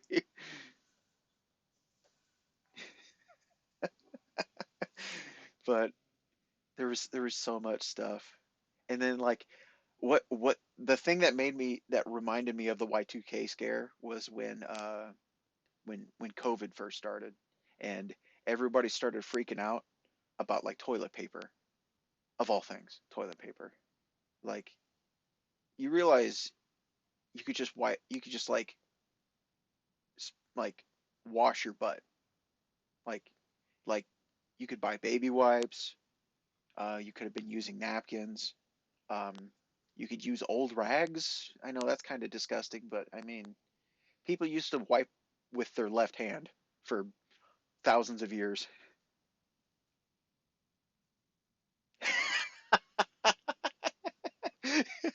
He pulled it apart. That's good. Oh my gosh, that's grand. That is grand. Gosh, I never thought to do something like that. I I think the most I got into doing anything was do you remember December 21st, 2012? I know that's a very specific day, but on that day I had an end of the world party because if you remember, December 21st, 2012 was when the world was supposed to end, according to the Mayan calendar. So uh, I'd been out of high school for a couple years at that point, or a few years, but me and a bunch of my buddies from like high school and everything, and from high school and some of my college buddies, and some people from work, we all got together and just got smashed on. Yeah, we all got smashed on December 21st. And it's like party like it's the end of the world. Like like honestly, I never believed that it was going to be anything because I remembered 20 I remembered Y2K at that point. Uh but some people were like dead convinced like one of the guys I knew from high school. I wasn't in touch with him at that point. He was just like convinced like, oh yeah, there's going to be like a comet that hits the earth and we're all going to like the earth's going to be destroyed and we're all going to die. he was he was just dead convinced something was going to happen on 2012.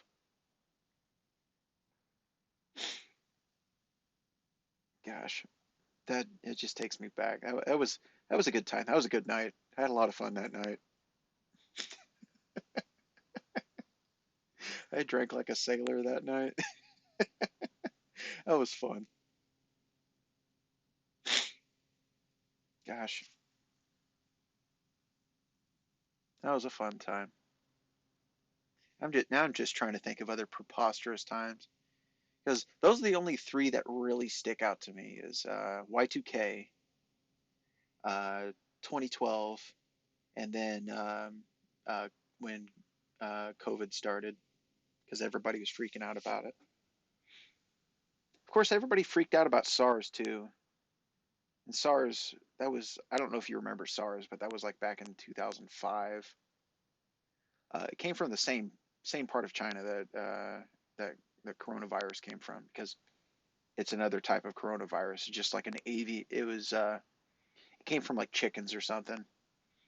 But people were freaking out about that, and I remember South Park made an episode about that that was really funny. It just I'm just like going from one thing to the other, like just conversational drift. But oh yeah, when was swine flu? Was that like the 20 teens, like early 20 teens when that happened, or was that Because I remember one of my uncles, he swore he had swine flu. But swine flu, they actually had a scare about swine flu in the 90s too. A bunch of people don't remember that one. I know everybody remembers the one from the 2000s, but there was one in the 90s where everybody was freaked out about swine flu. And it seems like every couple of years, there was some disease. Yeah, that sounds about right. Yeah, that sounds about right. 2016.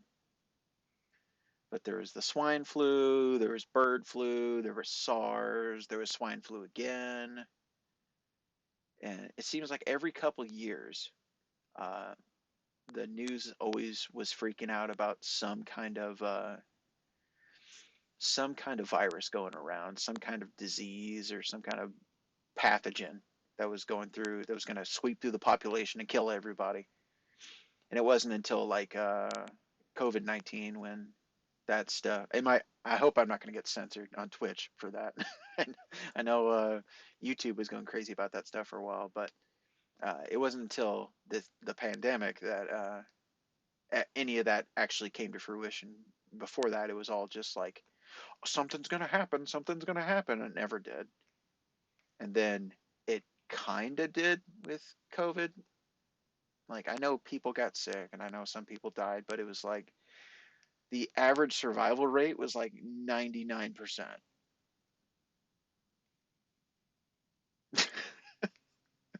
Like if anybody out there has lost their family to it, my condolences are with you, and I hope that you've been able to recover and that your family has recovered from that. And uh, God rest their soul, whoever has passed from it. You know, like I know people who died from it. I mean, officially speaking, like, and not one of those like, oh, I got in a car accident.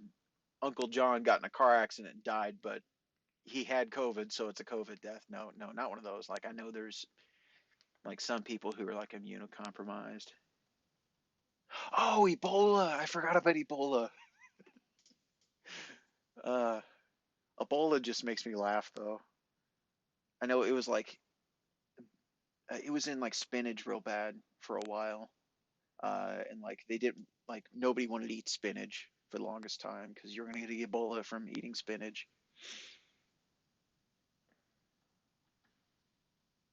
Yeah, I'm kind of fuzzy with some of the specific years stuff came out. I do remember the SARS, the original SARS, in 2005, mostly because there was a South Park episode tied to it, and I remember watching that uh, a certain year in one of my years of high school. I remember watching that episode and just being funny about it.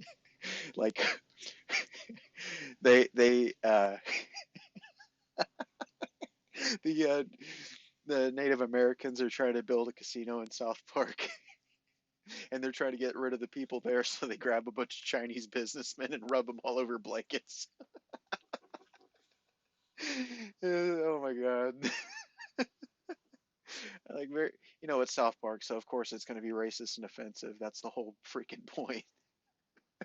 And then they Stan has to find the cure for swine flu, and it's like chicken soup and Sprite, but he has to go on a spiritual journey. So there's like a shaman, and he's like, "My son, breathe into the bag of visions," and it's like like paint thinner in a paper bag.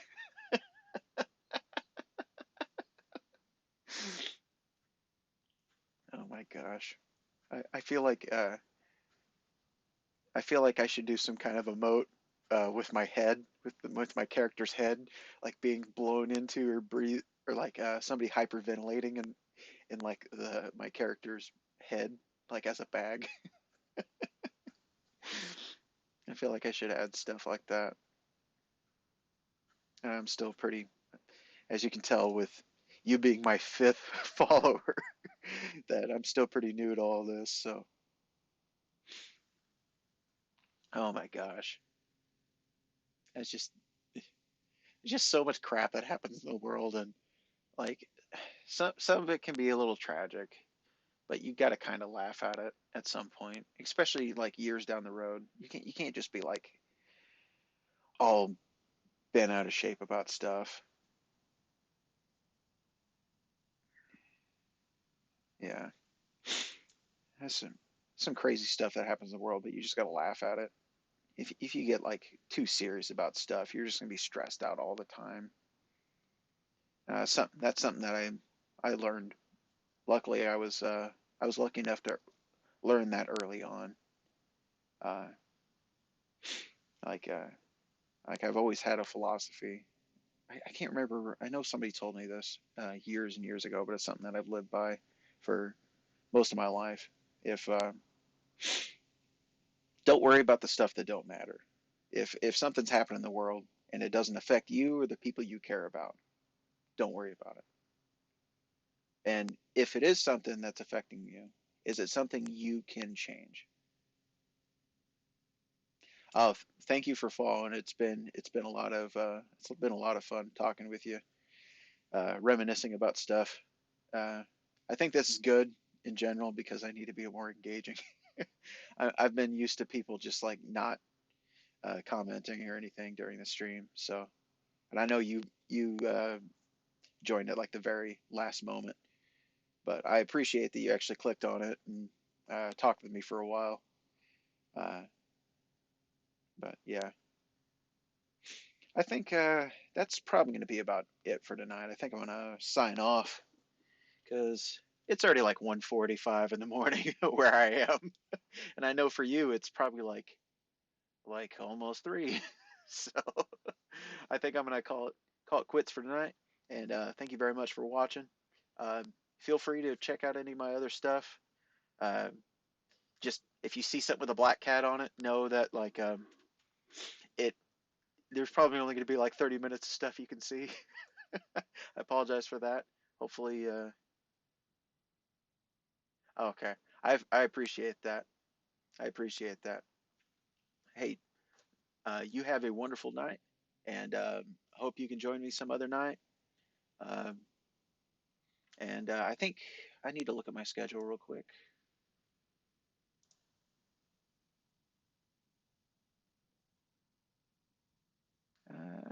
Let me see. Yeah, yeah. So you're an hour ahead of me. I'm Central Time. Where is my schedule? I think tomorrow I'm doing oxygen not included. So stream manager.